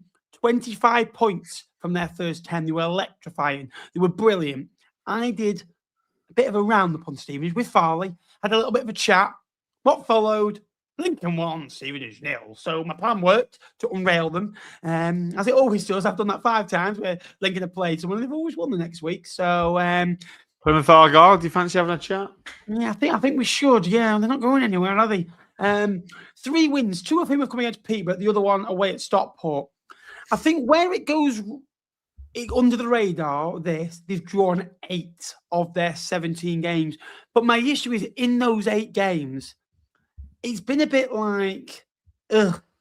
You know what I mean? A bit like Wigan, it's just been a bit, they drew. And it's like they've drawn a lot of games 0-0. And you look through the run since the Bradford have won, good point. Lost away at Rotherham, 0-0 at home to Doncaster, 0-0 away at Wigan. Then you look through December, lost narrowly to Cardiff, decent point against Burton, but again, drawn to Burton, drawn to away at Wimbledon. And you just feel like they played for a point, decent point against Bolton, but that game was a horrific game of football. 1-1 against Plymouth. I'm just like so flat watching them. And it's like they get a point. I just don't think the football is long-term sustainable, if I'm honest with you. That he's done well there, but they scored 13 goals in the last 18. And this Stevenage team last year had issues scoring goals, and they weren't great to watch. In the first 10 games of the season, they scored 17. They scored 13 in the last 18. So that's 4 less in an extra 8 games. But goals conceded-wise, they've now conceded 17 in the last 18, which is a worry. They conceded 10 in the first 10. So the similar numbers in terms of goals conceded, but the goals scored has gone down. They're still narrowly in games of football. They lose by 1. But you feel like they're a bit risk averse and they just play for a point. And ultimately now, I think you're starting to see with Stevenage, a bit like Northampton, where the style of football is getting mentioned. The results has probably come in that should have come a little while ago, where they're losing by that. They were winning 5 margin football matches. Now they're losing at Luton 2-1. Obviously, the Barnsley one was 3-1. They got hammered at Exeter. And now it just feels like, a very bit flat. And I hate because I know what Stevenage are. They've got a limited budget, and I love Farley. And they've done well to get to 42 points. But I feel like they're such like the weakest team to have 42 points ever because how poor they've been for 3 months now. Well, they only have 42 points, because they went on that electric start. Yeah, 25 from 10. Yeah, they won 8 of the first 10 games, didn't they? I don't know with Stevenage. I mean, we sort of mentioned before in the transfer show, didn't we, that they probably the one thing they needed to do was add firepower to this team, and I just feel like they've not really added that. Harry Cornick looks like a good player, and again, similar to maybe what we spoke about with Bradford as well. Like Stevenage had an opportunity this window to probably go and recruit, go and splash the boat out a little bit, just go and have a go at trying to see if they can finish in the playoffs and upset the apple cart a little bit. And you look at what they've done on paper, and it's quite disappointing. It's quite, the 2 lads are project players, and they've signed Harry Cornick, who, when I spoke to Luton fans, he runs around a lot, but he doesn't have a lot of end product. And yes, they beat Peterborough the other week, which was on Tuesday, which was a really, really good result. But they never look like backing that up. They never feel like you go into a Stevenage game thinking they're only going to make 2 or 3 chances in the entire game. They've got to try and take one of them. And if they don't take one of them, they're not going to score. And another thing about them is they also now, whilst having a watertight defence, they still give away opportunities. And some of the opportunities that they gave to Barnsley on the weekend were not very typical Stevenage, what they were in the first 10 games of the season. So it's understandable that performance levels have dropped a little bit. Like I say, that the attacking output does worry me, but they do have good options, Ben, certainly up there. Dan Kemp, Chem Campbell, Harvey White, Jamie Reid, the Bez Labala, Phoenix Patterson is a decent player. Do you think they should be getting more out of the players that they've got? Because you see them, they are bright sparks. They can create. Phoenix can put about 30 crosses in a game. I don't know if you can get better out of this, because outside of Jamie Reid, more attacking output. Yeah, kind of. But they've switched to the 3-5-2, right, which maybe looks a little bit more defensive. But you've got 2 centre forwards at the top end of the pitch and a number 10. I just feel like they haven't got the right profile next to Jamie Reid. They've not got someone to go and stretch a game running behind and cause teams issues with their pace. Had they have signed someone like Joe Taylor, would have been way more behind that than Harry Cornick, because Joe Taylor's got that quality. He runs in behind, he stretches defences. He has teams worried about the shoulder, looking over the shoulder.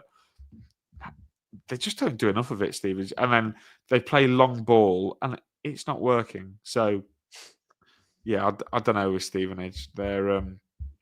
I think they're. I said I think their season's over, and I think it has been. The moment they came out of the top 6, I think that was all that was the last time they're ever going to be there. I think this season. What I'd say about that is a bit like if you watch darts or snooker. Darts will give you Michael Smith was clinging on to his World Championship 500 grand for the best part of 15 months, really, and then he was like in the top. Now, obviously, below that because he's lost that ranking. Now they've lost that ranking and they're starting to lose games. The points per game is going down. Going on to Bradford, they won the derby against Doncaster Rovers, and this was actually a really good game, to be fair. I watched it on the highlights.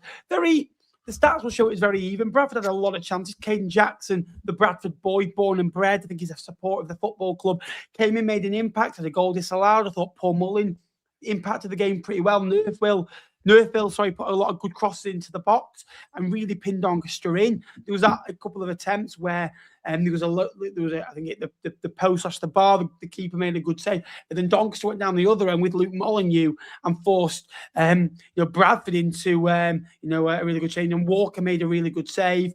Power Metcalf, I thought, really imposed himself in the game as well. Pointing again back at his kind of home best. But I really actually enjoy watching the game back, if I'm honest with you. You know what you're going to get from Bradford City? You're going to get a lot of forward-thinking passes, 168 passes, 164, which shows you everything you need to do. The passing accuracy was similar.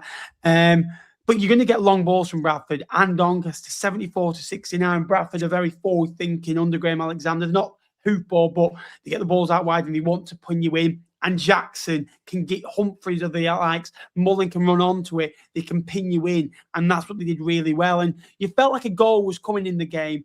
Who thought it could have gone either way? And it's a really, really good goal from Wright, who I thought hit it really, really nicely, didn't he? Tyreek Wright, only his second goal of the season, but a really, really good goal. And the endeavour this Bradford side is really good. They've been through a bit of a rough patch lately, but ultimately in the last 8 they've won 4, they've lost 4. In the last 10 they've won 5, they've lost 5. So if you keep winning games of football, my worry is if they don't win, they'll draw and then they'll start losing. But they are winning games of football, and they needed that. They've not been convincing in a lot of wins lately. The Port Vales, this one, see, I think they were a lot better in. They've got a poor record against Doncaster. It's nice to win that. Tough February, got to go away at Luton, got to go away at Wimbledon, got to go away at Reading. But home games against Rotherham, Stockport's a big one, and Peterborough, they need to pick up points. But ultimately, big win. Doncaster, again, one of those games of football where they'll feel they probably could have had a point, but they've not. Doncaster, I generally feel, you look through their table and you go through their games, I would think they should feel that they should be 8 or 9 points better off. I think they play like a mid-table side. They just don't win, don't get enough points when they play well, ultimately. Yeah, I mean, this game was interesting to say the least, Ben, wasn't it? I think it's the first time VAR has ever been used in a League One game. I don't know if you've read about this or the people that are watching will know. Obviously, I think Caden Jackson, like you say, had the ball in the back of the net. However, it was ruled out because the fourth official saw it on one of Doncaster's iPads that it struck Caden Jackson's arm in the build-up, which I think was probably the right decision, but the way that they got there feels a little bit wrong. Like, can you imagine if you'd scored a goal and it's given disallowed because of the fourth official has looked over and glanced at an iPad watching a replay? I think it's a little bit harsh. But the goal that did win it was worthy of winning any game. VAR was in League One. That's what I thought. Great ball from Neufeld. I listened to Grant McCann post-match and he talks about how they need to concentrate, and they did it really well in the first half. But they just let Josh Neufeld slip out of their grasp a little bit. He plays it to the back post and it comes to Tyreek right on the volley, and I mean, he's hit it incredibly well. Strike, it zips past the goalkeeper without really him having time to react. And it's a big win because, like you say, they lost 3 in a row, had Bradford. It was starting to feel like a make or break for their top 6 credentials, wasn't it, really? Because it felt like having lost to Cardiff, Huddersfield and Lincoln, that top 2 was almost out of the question for Bradford. Wins like this will make their fans believe that top 6 is well and truly still on. And I think if they can get enough wins like this over the course of the next 3 months, it definitely will be still on because they are very good at getting over over the line in fine margin games of football. I think the new lads will help. Mullin, obviously, coming on. They've kept the squad out now, haven't they? Yeah, and they've kept Metcalf, which is a really big signing for them. I think as well. I think Ethan Wheatley will improve them at the top end of the pitch, will give them a bit of a focal point because Humphreys isn't really that. Obviously, letting Cook go out to Grimsby as well. So, yeah, I feel like it's a win that they needed. Like you say, for Doncaster, they're one of those, aren't they? I still have a lot of faith that they've got individual quality to get themselves out of the mess that they're in. but they're going to have to take advantage of the games down the teams at the bottom, because if Doncaster, it's all well and good putting in a decent performance away at Cardiff when they lost 4-3, good away at putting a performance in away at Bradford, but it's teams like Tuesday night is a big game for Doncaster away at Burton. If they go there and beat Burton, they've got every chance. If they go there and lose, you have to worry for Grant McCann's side, I think. Yeah, absolutely. So I think that ultimately they play well in enough games of football to be okay. Ultimately,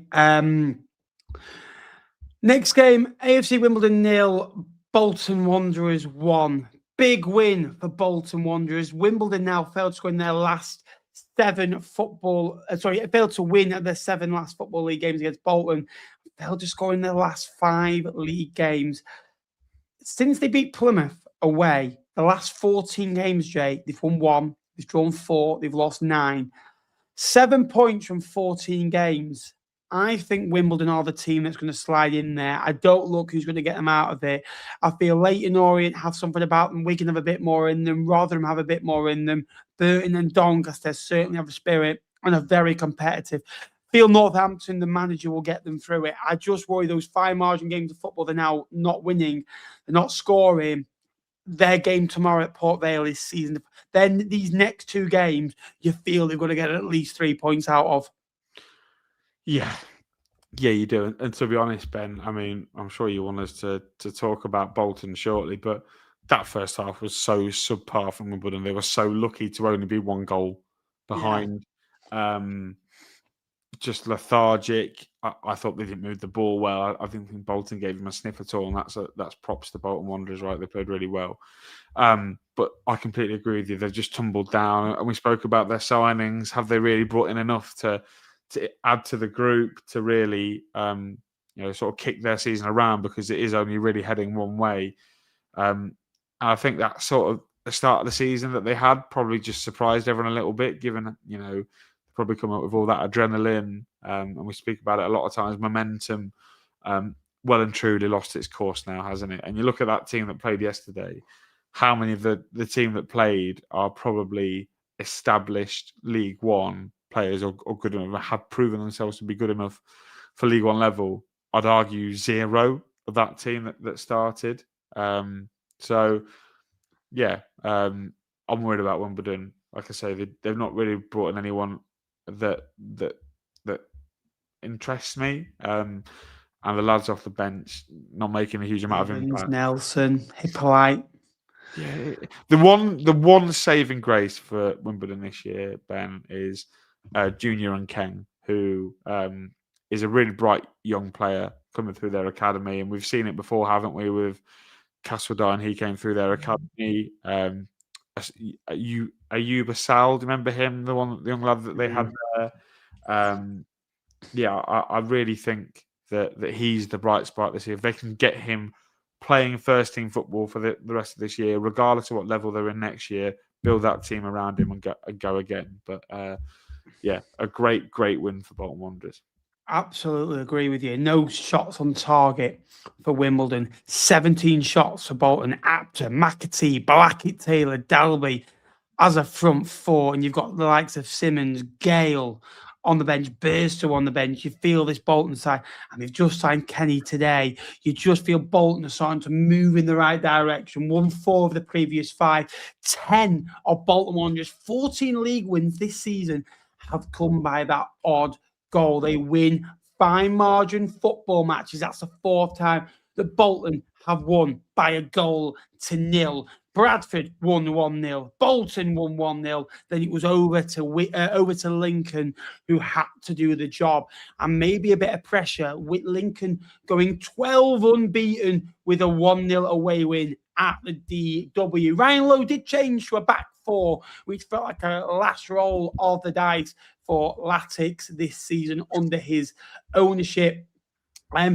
43 points in 39 games in charge, 9 wins, 17 draws, 13 defeats, 37 goals, less than 1 goal per game, and 42 goals conceded. Wigan, since the August the 16th, have won 5 games of football in 25 matches. They've beaten Burton twice, Doncaster and Port Vale, who are 3 of the bottom 4, and AFC Wimbledon away from home, thanks to Bettinelli, goals in the second half. All of them are in the bottom 9. 3 of them are in the bottom 4. That's yes, you're beating sides around you if you're in a relegation battle, you could say, but I think that shows you the level that Wigan are at. They shouldn't be in a relegation battle. It's not like they're Exeter, and that's a good start for Exeter. It's not like the Burton, that's a good.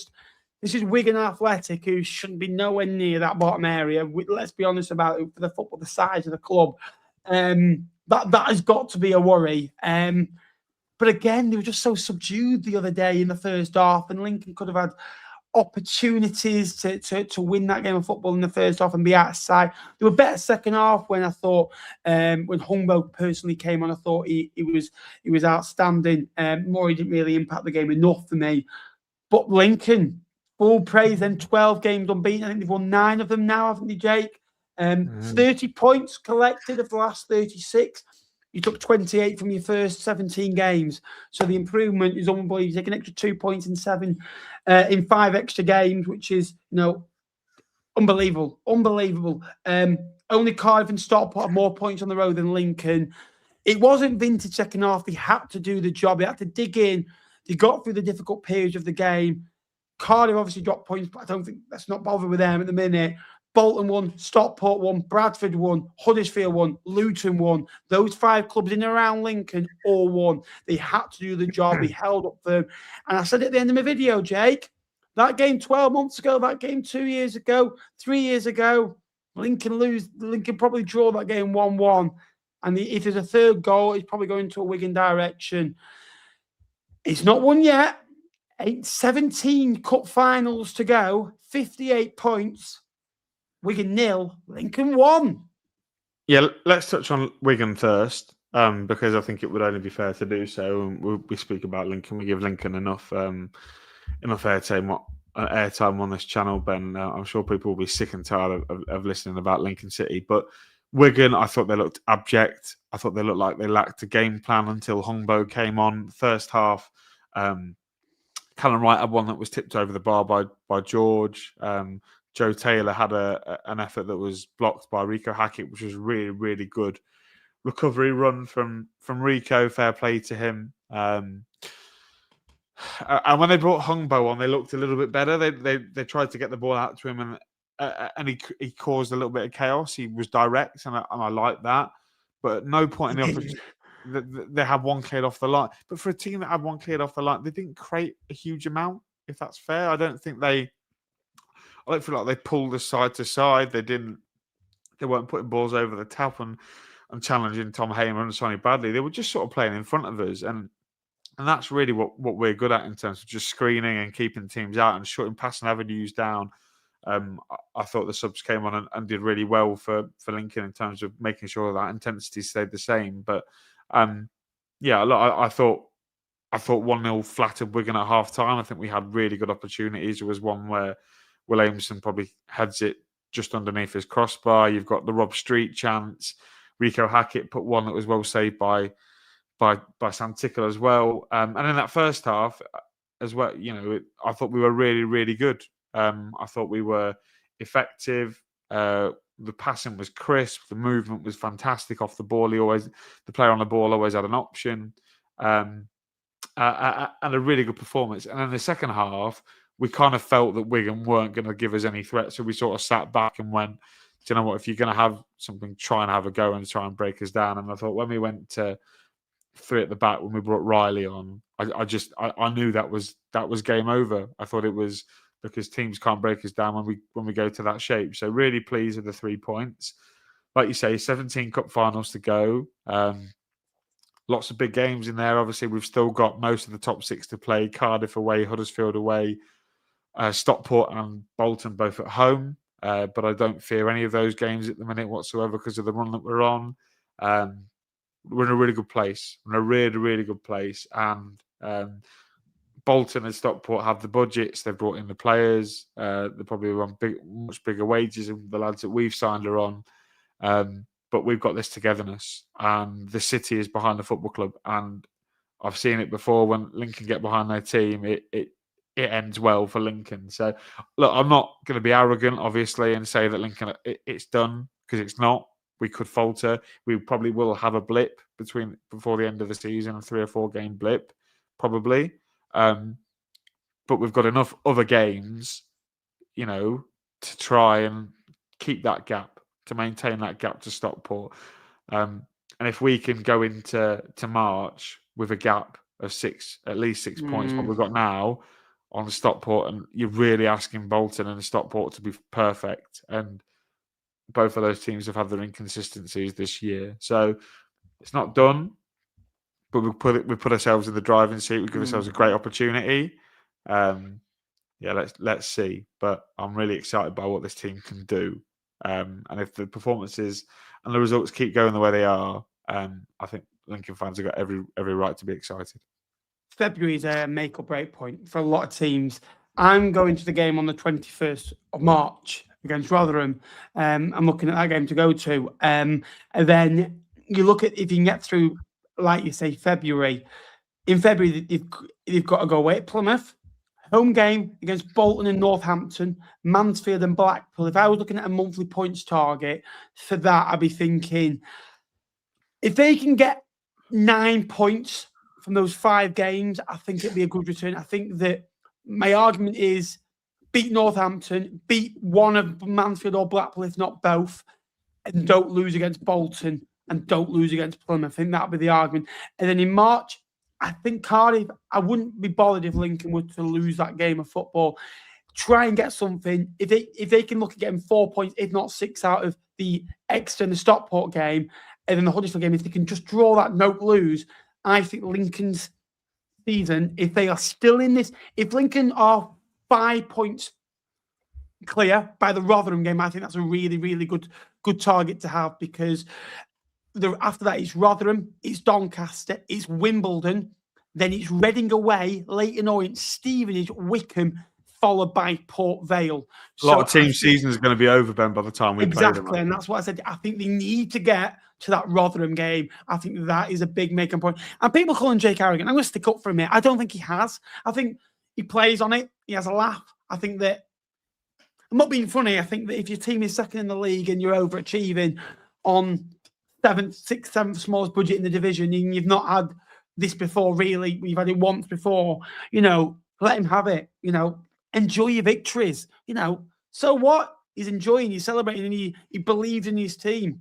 There's nothing wrong with that as well. So I'm actually going to stick up for him now. I think that, again, Bolton Wanderers fans are going to find it, but Bolton, when they win, they'll celebrate it. They'll rub it in you, as you should. Enjoy it. Enjoy every victory.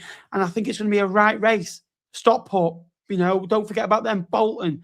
And I think realistically, you want Bolton and Stockport to be the best versions of you, because you don't want to be known as Lincoln City. You went up because Stockport and Bolton were poor. You want to go up because you got 90 points, 92 points, and they push you all the way. All I'll say is, I know what it's like to be in the top 2 race for Bolton Wanderers, and I lost that race with a couple of games to go, and I thought I might have won it, and they beat me onto it on the last day. And something, the other thing, Bradford were in it as well, and they did us in the playoffs. So I don't like to tempt fate, but don't go down the same route that I went down. A big win for Lincoln, and it was brilliant to be in that away on the other day. I really enjoyed it. I enjoyed watching a game of football. I actually would say I enjoyed watching a game of football for the first time in a long time.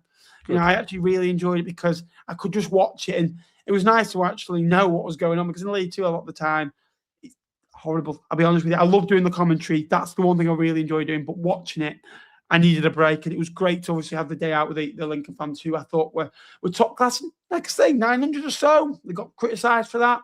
Sometimes quality over quantity, rather.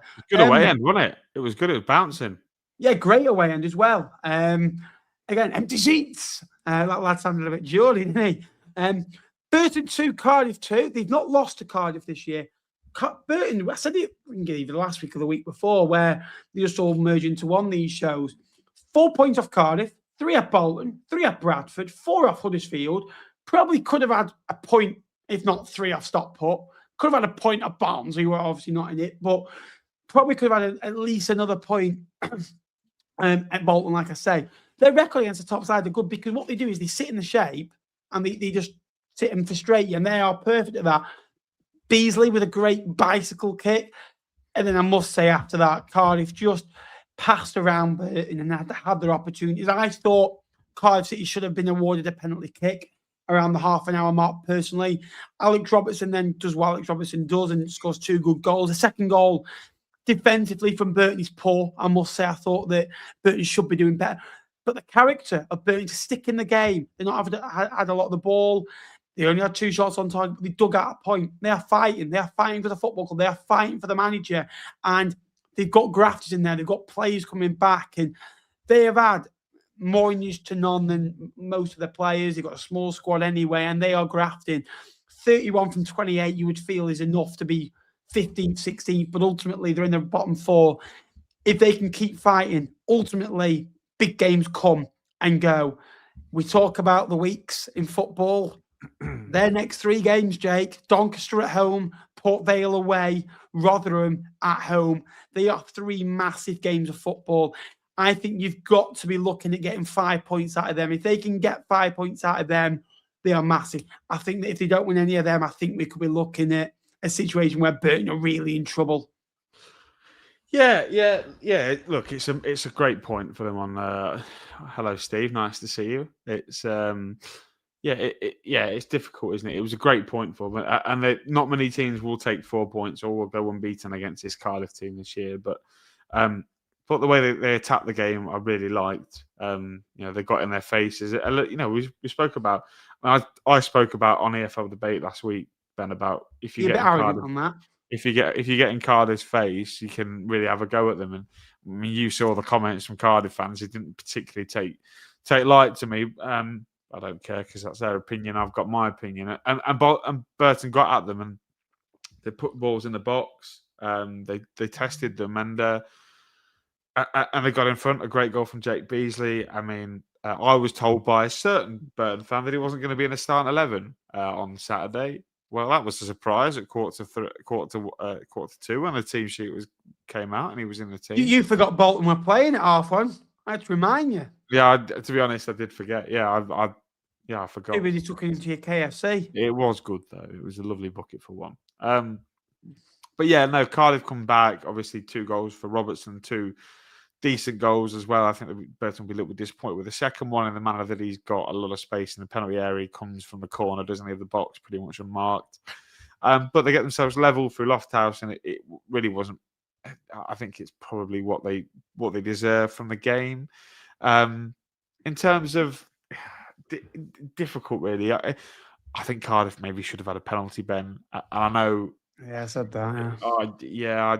I do think it was a penalty. I think they got a little bit unlucky. But swings and roundabouts. Burton haven't had a decision for them this season as well. Yeah, it happened in a season, though, doesn't it? Yeah, absolutely. And I know you're not referring. But ultimately, I know you're not referring to the game. They can get given a penalty at Lincoln. No, they shouldn't. But you sometimes get these decisions right, and instead of saying, "Oh, we don't get anything from refs," then I won't be having any of that in future conversations. But a good point, like you say, Port Vale and Doncaster to come. They've got to back themselves to try and get 4 points from those 2 games, I think. I thought you liked Spoons. No, I'm more of a Nando's guy, to be honest. Nando's is class. But yeah, I think a decent. I think if they can beat Doncaster on tomorrow night, and if they can get a point away at Port Vale at the very minimum, we're talking about a Burton side that has players returning. They've kept Tyree Shade, they've kept Jake Beasley, they've kept Charlie Webster. Brad Collins isn't going anywhere, so it feels settled. They feel fine. They've added this young lad in today, who I don't know a huge amount about, but I like the fact that they've brought a conveyor belt. They've gone well with Tyree Shade, who's going to go in the summer, which they maybe expect. Then they've got the next one on a conveyor belt, and that's really good strategic planning. I do like that from Burton Albion. Cardiff, look, I think any point on. I've said this to a couple of fans of teams that are up there this season. I think any point on the road in this league is a very good point. I don't think you can sniff at it. There's some difficult grounds. Cardiff, Burton have beaten some good sides at the Pro League this year. They battered Bolton by 3-0. Let's not forget. So, yeah. Good point all round, I think. Probably a better point for Burton. Because if you look at the league table, but I don't know if we're doing that later. we've done a bumper show. Maybe we'll leave it for the weekend or whatever. Yeah. You know, and people say, you know, let Cardiff go, whatever. It drags them back in. Now only, you know, maybe, you know, for Bolton and Stockport, but it drags from Lincoln's point of view. If we can try and drag Cardiff into it, then I think it certainly becomes a lot more interesting.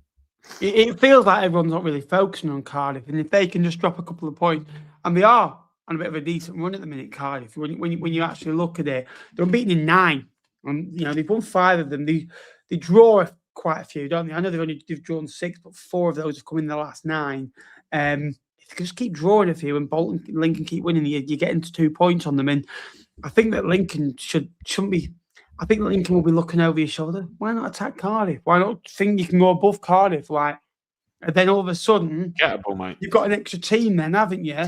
That are behind you come May. Good point though. Luton 1, Blackpool 0. Big win for Luton in their quest for the playoffs. You think it's just about done? 6 points behind though, with a game in hand. Clark with the goal. I must say, from a Blackpool point of view, CJ Hamilton gifts Luton the goal. He just gives the ball away, keeps it in play, and gives the ball away.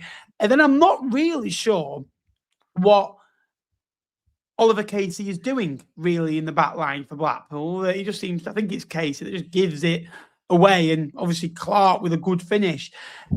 Again, they felt like they needed this Luton. It felt like they've been pretty flat all year, and they are pretty much they are. They're about 1.5 per game, just under that at the moment, really. If they win the game in hand, they are that. They hadn't won in 3 before this. Come up against a Blackpool side that are very abject, I must admit. And they've got good players, Blackpool. You think Bowler, Fletcher, Obafemi, Ennis came on, Brown, CJ Hamilton. Yeah. They've got Lee Evans who can walk around the pitch for 90 minutes and people think he's good, but yeah. Passenger He's off. Princess. He's off, apparently. Yeah, I don't. From a Blackpool point of view, I think if Blackpool fans will see it, I think they'll be delighted. I think I've never seen it really in a Blackpool shirt in my eyes, but that's mine. Blackpool fans might disagree. Yeah, I thought Blackpool again. You look at the bench of the day. There's a couple of decent options. Blocks them as well, but again, they've lost a fine margin football match again. My issue is the squad that they've got. It doesn't suit the Everett system. And I said a few months ago, he needs to be adaptable, play it next season. But his issue is very stubborn and it's his way. And I just worry that might factor Blackpool a little bit. But they've lost another game of football 1-0. However, they've been denied a clear and obvious penalty kick on Niall Ennis. That is a clear and obvious penalty kick. He's been booted in the ankle. He goes down.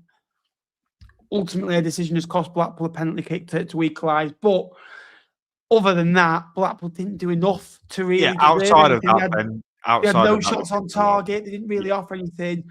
But also, this Blackpool had a 16th, and you could almost feel like his Blackpool downwards now in a relegation battle. You feel with them, they've got players to come back and they'll be okay. But they've lost over half the matches. They've lost 5 of the last 6. They've got Huddersfield away to come, I think, next up.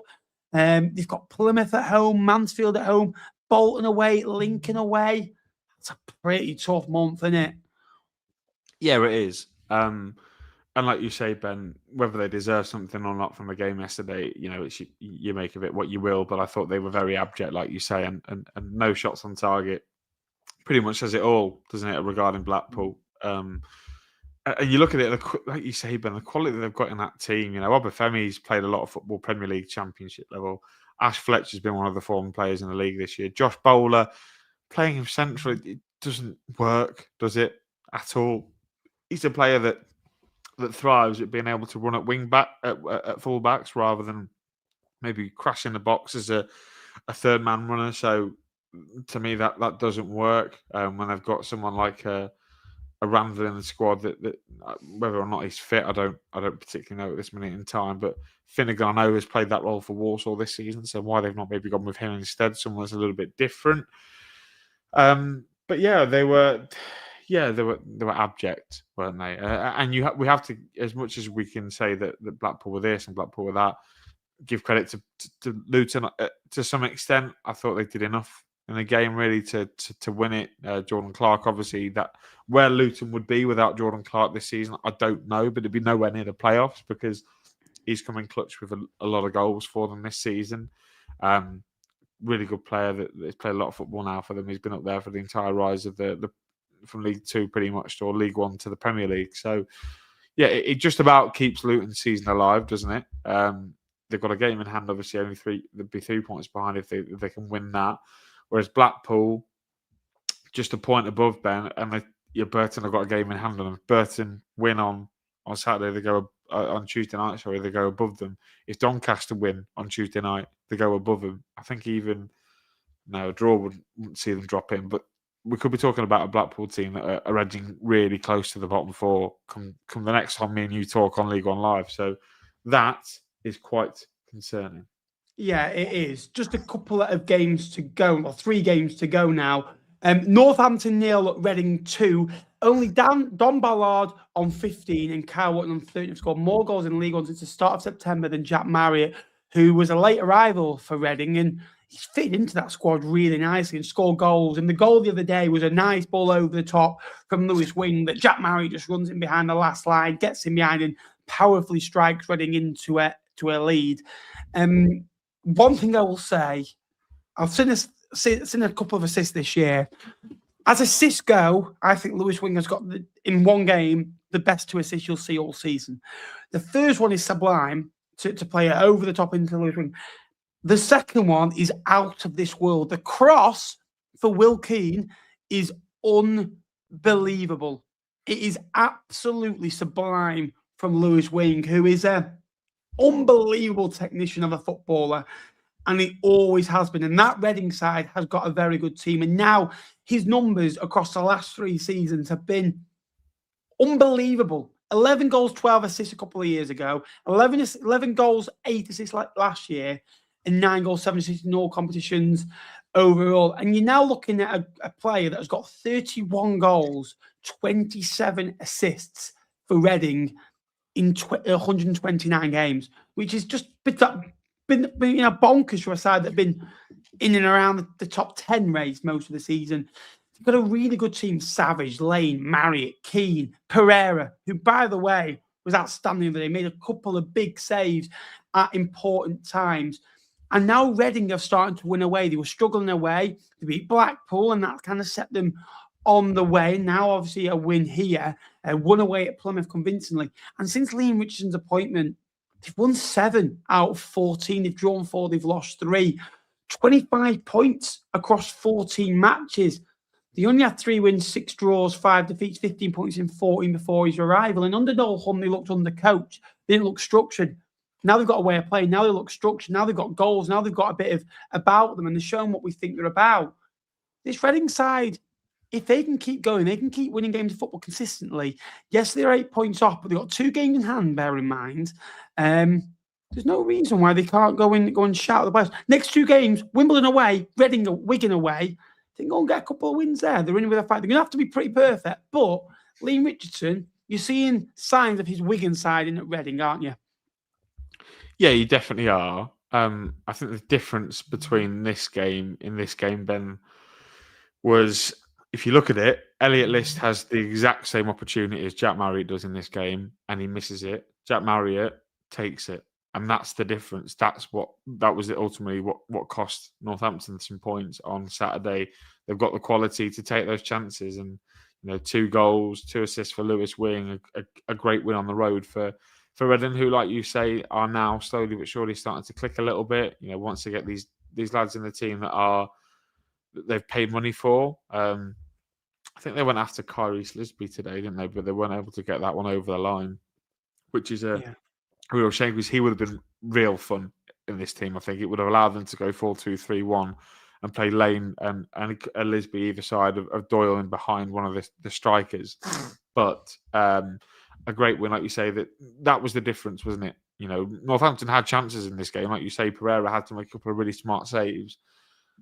But the difference is Reading can take those chances because they've got players that know where the net is at this level. Jack Marriott, what's that, 12 in 19 now for that man? Obviously, Will Keane come in and score. I think that's 2 in 2 for him as well. So yeah, look, a really, really good a good away day for them, Ben. Are we worried about Northampton? Because they're sat, obviously, second bottom of the league, only 2 points off it, to be fair. And if they win the game in hand, they go level on points with Leyton, Orient and Blackpool. But it's the goals, isn't it? And like, they've signed a couple of lads today. They signed McAdam from Forest, and they've signed Hammond from Forest as well. Evans has come in from Leicester. Elliot Moore as well. Like, to me, what they want to achieve to stay up, the recruitment just hasn't been good enough this year. Yeah. One thing I will say, I think Kevin Nolan, what he gets out of that football club is ridiculous. I think that they were overachieving like you wouldn't believe, and they were pushing the top 10, weren't they? About 6 weeks ago. And I said they were overachieving. We had a big debate on this channel, and I don't want to sound arrogant or cocky here, but I always knew I'd come back to this and I'd end up feeling like we're going to talk about this at some point. You like Northampton, and I get it, and so do I. I think they're a fantastic football club, and what they do on a budget, I think they do really well. And I really like Kevin Nolan. I think he's honest. He's got good intentions. And I think he's a good manager. But ultimately, they're not winning enough games of football, and it's an issue. 1 win in 11, 3 wins in 18. They've lost the last 4 now. That is an issue, and their goals scored, they're not scoring enough goals, and that I always said that. They were being good defensively, but now they're conceding goals but not scoring. 24 goals is an issue. Only Port Vale can score lower on 20. You look at Donny, 7 more. Burton, 6 more. That's a big issue, and you just feel now they're just getting eaten up a little bit. So I think they are struggling, and they need something from somewhere. And I just don't see where it's come from. I think what they were getting out of that squad early in the year was unbelievable, and I really hope they turn it around, personally. I really do. Yeah, me too. Yeah, big fan. Big fan. Leyton Orient 0, Port Vale 1. Can they do it? 2 games this week. Wimbledon at home, Burton at home. Is the great escape on 10 adrift, 2 in hand? They win 2 games this week. Will probably more than likely cut that gap to just 4 points, but it is if buts and maybes, isn't it, Jake?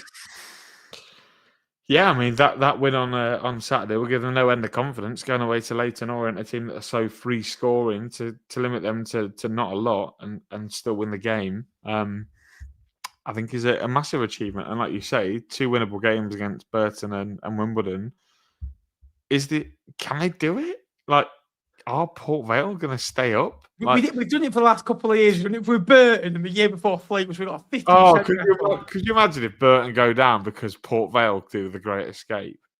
That would be do what they did last year. That would be like life gone in 360. I know I'm going to get a message off David saying that's not very nice, but I feel like that. I feel like maybe I want that to happen. I'm joking. I can't see it. I can't see it. I don't think the quality is. One thing I will say, if you break it down, say we're saying 51 points, they need to average 1.5 points a game. That is doable.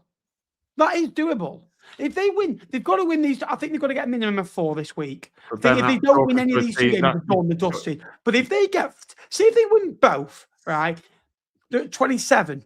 You're asking them for 24 points from 18 games. Let's go through the game and how it could happen. I'm just saying, Ben. I'm just saying. Because then after that, you're expecting a team to go at 1.5 points a game that have got what? What have they got? What have they got? Yeah, but easily that can easily change. Look, the end of this month, by the way, they've got Northampton as well. They've got Stevenage. So if they can, I don't think they will do it, but I don't think it's dusted. I think Brady now has installed a bit of hope and belief. That's all. It reminds me of This reminds me of Fleetwood a couple of years ago, where a new manager's come in, they sign a couple of players, and they win one, and all of a sudden, everything you think, if they win this, it'd be exactly like Fleetwood because they won. We beat Vale, we beat Bristol Rovers, and we went from 12 to 6. Well, they'll go from 13 to 7. So it'll be similar, very similar. And I think this Vale team are better than Fleetwood team as well. and they've got Elijah Campbell as Well, well in the same hard, team. is it? It's not hard, happening. is it? It's not hard. That Fleetwood team were pretty rubbish. Leyton Orient, though, talk me through it because they are been reliant on their home form. Richie Wellens called out the supporters this week. I don't know if you've seen that, saying that about, don't get the backs of the players. He does it every week, like every week. They're in free fall, 3 defeats in the last 3. Has it gone wrong this year? Like, I know they've lost Keeley, Galbraith, Kelman, but ultimately this year they've been so far off it. This is a team that got 76 points last year and got in the playoff final. Now they're a point above the relegation zone and just 3 points off 23rd. Yeah, it's one of them, isn't it? For Orient, they're very reliant on the goal scorer, and the fact is, last year they had lots of really good parts of the team. Curry, they had lots of Donnelly, Keeley. Significant step down in those positions all across the pitch this year. Bar Don Ballard taking over from Charlie Kelman, obviously. So, I don't know. It's interesting. Do I think that, we say this about Blackpool? Surely Leyton Orient are too good to go down. They've got too many good players. They score enough goals, but like they ship more than the entire bottom 4. Like Leyton Orient could score 80 goals but concede 150. That's just the sort of team that they are. And if they do, sometimes you need to be measured, don't you? Yeah, I just don't feel like I've got the handbrake available to them. Do you know what I mean? There's a few games coming up, by the way, as well. Stockport away, Northampton away is a massive. Plymouth at home, Barnsley at home. Yeah, well, hopefully they can go and do something, on Saturday night. That would be fantastic. But yeah, you do worry about them, don't you? You really do worry about them. Brandon Cove has just gone to Rotherham. Who? Brandon Cove, right back, formerly of Port Vale. He play for you as well. Good luck. Emile Conte has just come in, so that's exciting. Not everything's about Lincoln. Anyway. Okay, if you want, Caelan Vickers has also gone to Wigan. On no, loan. I want Lincoln news. And Leyton Orient actually have just signed a goalkeeper as we talk. Toby Oluwayemi. Yeah, on loan. They've signed 2 goalkeepers. They've signed Will Dennis, who is from AFC Bournemouth, and Ollie. That fella comes in from Celtic on a permanent contract. Last but not least, Mansfield 0, Wycombe 0. Do you almost feel this is the type of game that you look at Wycombe, that they're 8 points off? With the game in hand, there's still obviously range of possibility, but Wycombe find a way to win 1, draw 1, lose 1, don't they? And Mansfield are similar in that metric as well. And yes, they've got game in hand, they've got 3 in hand, and they're only 10 points off. But you feel like they're starting to come towards a stage of they're getting to where they want to be, and then maybe anything's a bit of a unrealistic pipeline, or do you think that these two sides have still got aimed at the playoffs? Yeah. I really don't know, Ben, how to answer that question. The 2 teams that I think will be in League One again next season, playing out on 0-0. I don't really know. I didn't really watch this game, Ben, because it was 0-0. I wasn't fascinated by it. But yeah, 2 teams that have had decent seasons. Mansfield probably have a better season than Wycombe in terms of their expectation. But yeah, 0-0 wasn't a great game of football by all accounts. No, good point for both, wasn't it? Typical January game, wasn't it? Yeah, that's it. Well, that's every game covered. We've done that well in an hour and 15 minutes or so. There's still 80 of you out here, so please drop a like. I don't know how many likes on, so if someone can update me. And if you could subscribe, let's see how many subscribers we can get before now and the end of the stream. So 56 away from 18,500. So make sure you drop a subscription for me. Predictions time. Yeah, well, we both got 11 this week, Ben. 2 correct scores. So can you guess which scores you got correct? Hang on a minute. Let me have a look at the game week, and I will tell you which ones I got right. Sure, I reckon Cambridge. Oh, that's nice. I reckon I got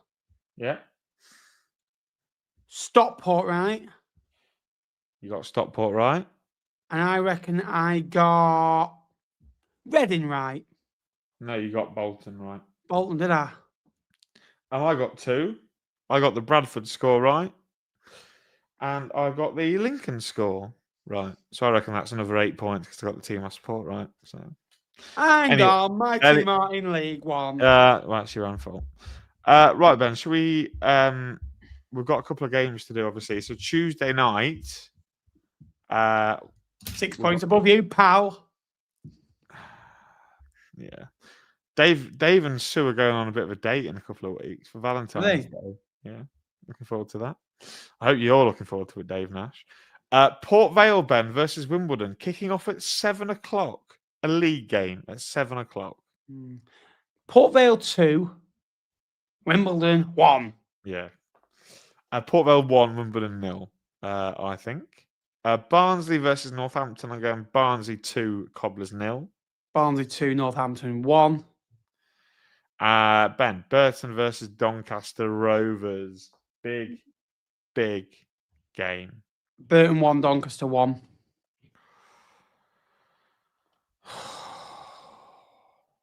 Who have I got more faith in at the minute? Burton are at home. I think I'll just edge Burton. Burton 2, Doncaster 1. And they've got Beasley, they've kept Shea, they've got Webster coming back. Right, Ben, obviously all the games this weekend kick off a minute later in support to every lives. Is it every minute matters? That's it. The for CPR. So if you don't know CPR, go and learn it. It's important. You could save someone's life. Right, I'll go first then because you went first for Donny Burton. Luton versus Bradford at the Kenny. I'm going to go Luton Town 2, Bradford City 1. Luton 1, Bradford 0. Ben, so we play Port Vale against Burton Albion in an early kickoff. Port Vale 2, Burton 1. Port Vale 1, Burton 1. Wimbledon versus Reading. I'm going Wimbledon 0, Reading 2. Wimbledon 1, Reading 3. Bolton versus Barnsley, Ben. Bolton 2, Barnsley 1. It'd be nice to see this match because they don't often play each other. Yeah. Barnsley just got rid of the best player. What did you go 2-1? Did you go 2-1? Yeah. I'll go 2-0 Bolton then. Huddersfield versus Blackpool. I'm going Huddersfield 2, Blackpool 0. Huddersfield 3, Blackpool 0. Stags versus Exeter, Ben. Mansfield 2, Exeter 1. Do Exeter go there and get a win away from home because they've been Stags 0, Exeter 1. Northampton versus Stevenage. I'm going Northampton 0, Stevenage 0. Northampton 2, Stevenage 0. Oh, God. Peterborough versus Wigan, Ben. First for you. Peterborough 2, Wigan 1. Ryan Lowe gets sacked. Yeah, I think he goes this weekend. Peterborough United 3, Wigan Athletic 1. Feels like they've been at home pretty much every Saturday for the last 6 weeks. Got I know they Posh. played an away game at, where was it? Somewhere recently. Stevenage. But I feel like they've been at home like the last 5 of the next 6. Plymouth Argyle against Lincoln City. Can't wait. Why am I nervous? Because I'm nervous. I'm going to go. We've got a good record at Home Park, I will just say. However, I'm going to go Plymouth Argyle 1, Lincoln City 1. Yeah, I wanted that. Hopefully this time you win, but hopefully this time your phone stays in your pocket and doesn't end up wandering off. Yeah, I won't be giving my phone to him again. Plymouth 2, Lincoln 1. Sorry. I think you're doing that for the reverse curse, right? Yeah. I would drop it more than you, mate. Rotherham versus Cardiff, Ben. Rotherham 1, Cardiff 1. Mate, imagine, hang on a minute. You win, they draw. They'll be top on goal difference, I'm pretty You sure. say if you win 4-0. You could be top. If they lose and we win, we'll be top of the league. Oh God. Oh God. Oh my God. I'm not worrying about it because I don't think it's going to happen. Because I'm going to go. Imagine you go up as champions. Oh my God. I'm not even thinking about that. I'm going to go Rotherham United 0, Well, we're better champions than Birmingham. Cardiff City 2. Yeah, can you imagine all the Blue Noses that I wound up last season saying, "Right, lads, time to hand the trophy over." Not happening. Not happening. Right. Let's move on to Stockport versus Leyton Orient. Parmex, I need you to do something for me. But I don't think you're going to. Stockport. This is the most Stockport County 2, Leyton Orient 0 game I've ever seen. Stockport 3, Leyton Orient 1. Do you think Wellens is in? If they lose badly, do you think Wellens is in trouble? I think he might walk before he gets sacked. Yeah. Prestige, his reputation. Ben, finally for you then. Wycombe Wanderers against Doncaster Rovers. Wycombe 2, Doncaster Rovers 0. Wycombe 2, Donny 1, I think. Like it. Rate it a lot. Good show, that. I like the way you said explain our predictions and we haven't. Oh, yeah, we haven't explained them. So we think those are going to be the results because we do. So get to know. It's been 2.5 hours. Come on. It's been a long day. It's been a long day. And I still have to cook all my dinners for the rest of the week now. So excited. So, yeah, absolutely. So we'll stay up for another 3.5 minutes. Oh, will we? Any last minute questions? So thank you for those that have liked tonight. Thank you for those that have viewed and stayed for the whole show or popped in. Appreciate it as always. And if you could subscribe, 55 away from 18,500 subscribers, moving in the right direction. Absolutely. What do you think of Camille Conte then, Jake, coming into Lincoln? Well, you're a big fan of him, aren't you? I think he's a good player. You seem to like him. He's young. He's 23. He's someone that the club have had their eye on before. Obviously, did very well at Grimsby and Gateshead, but I think he struggled in the environment at Bristol Rovers a little bit. It's a bit toxic there. But he's a good ball midfielder. We needed midfield depth. And I think for someone, I think it's a loan with an option to buy at the end of the season, maybe. I think he's a really tidy player. I think he can be. I think he can add some value to us, certainly. Absolutely. Absolutely so. What do you think of the signing of the window? I think your mind instantly takes you to one of the Stockport ones, doesn't it? Barry or Alafe. I'd have to go Barry for me. Crazy to say, I don't think Barry works this time. I think Alafe does. I'm going to go Tanto. I think I go Tanto. Like it a lot. Bottom 4? Been a good deadline now. Say again. Your current bottom 4? Vale, Northampton, Wimbledon.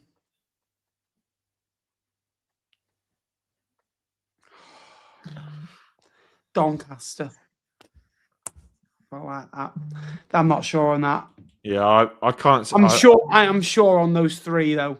I'm very sure on them. Yeah, I agree with it. Again, it's that final one, isn't it? I don't quite know yet, but I think those 3 are as good as gone. Then we could see Donny go. It could be, top 6 as it stands, Jake.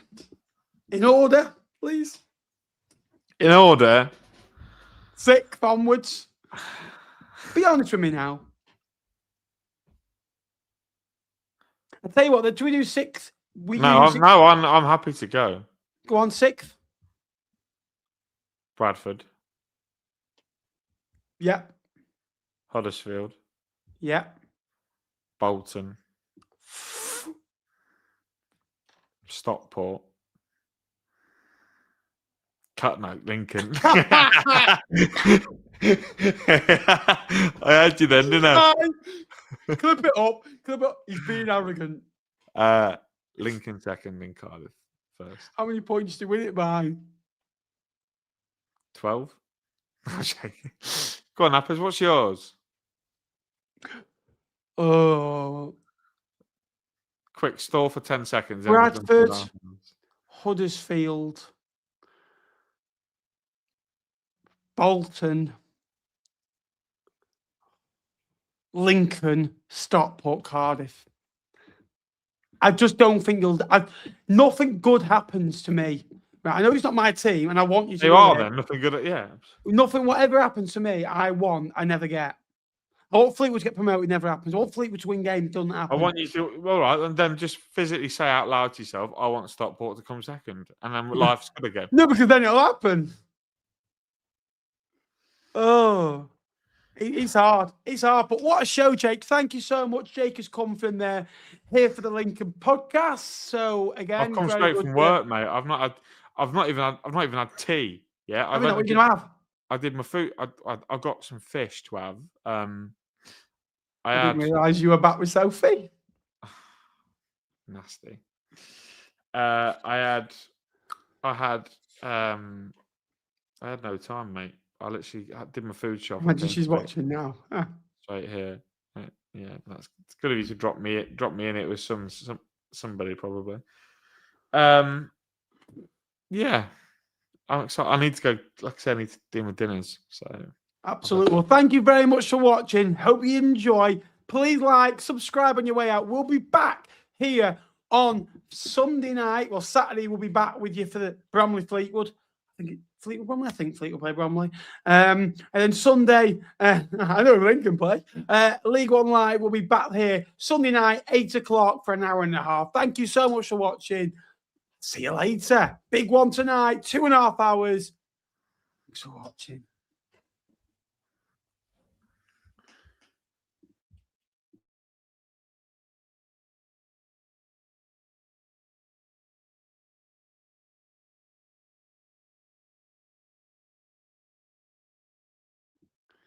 Nice tattoos, by the way, Jake.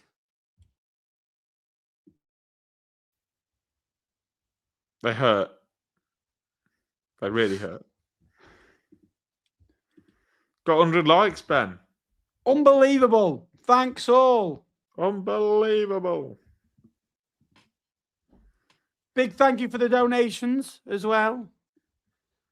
Ian, Cole, Rick, and a big thank you to the 8 people that subscribed as well.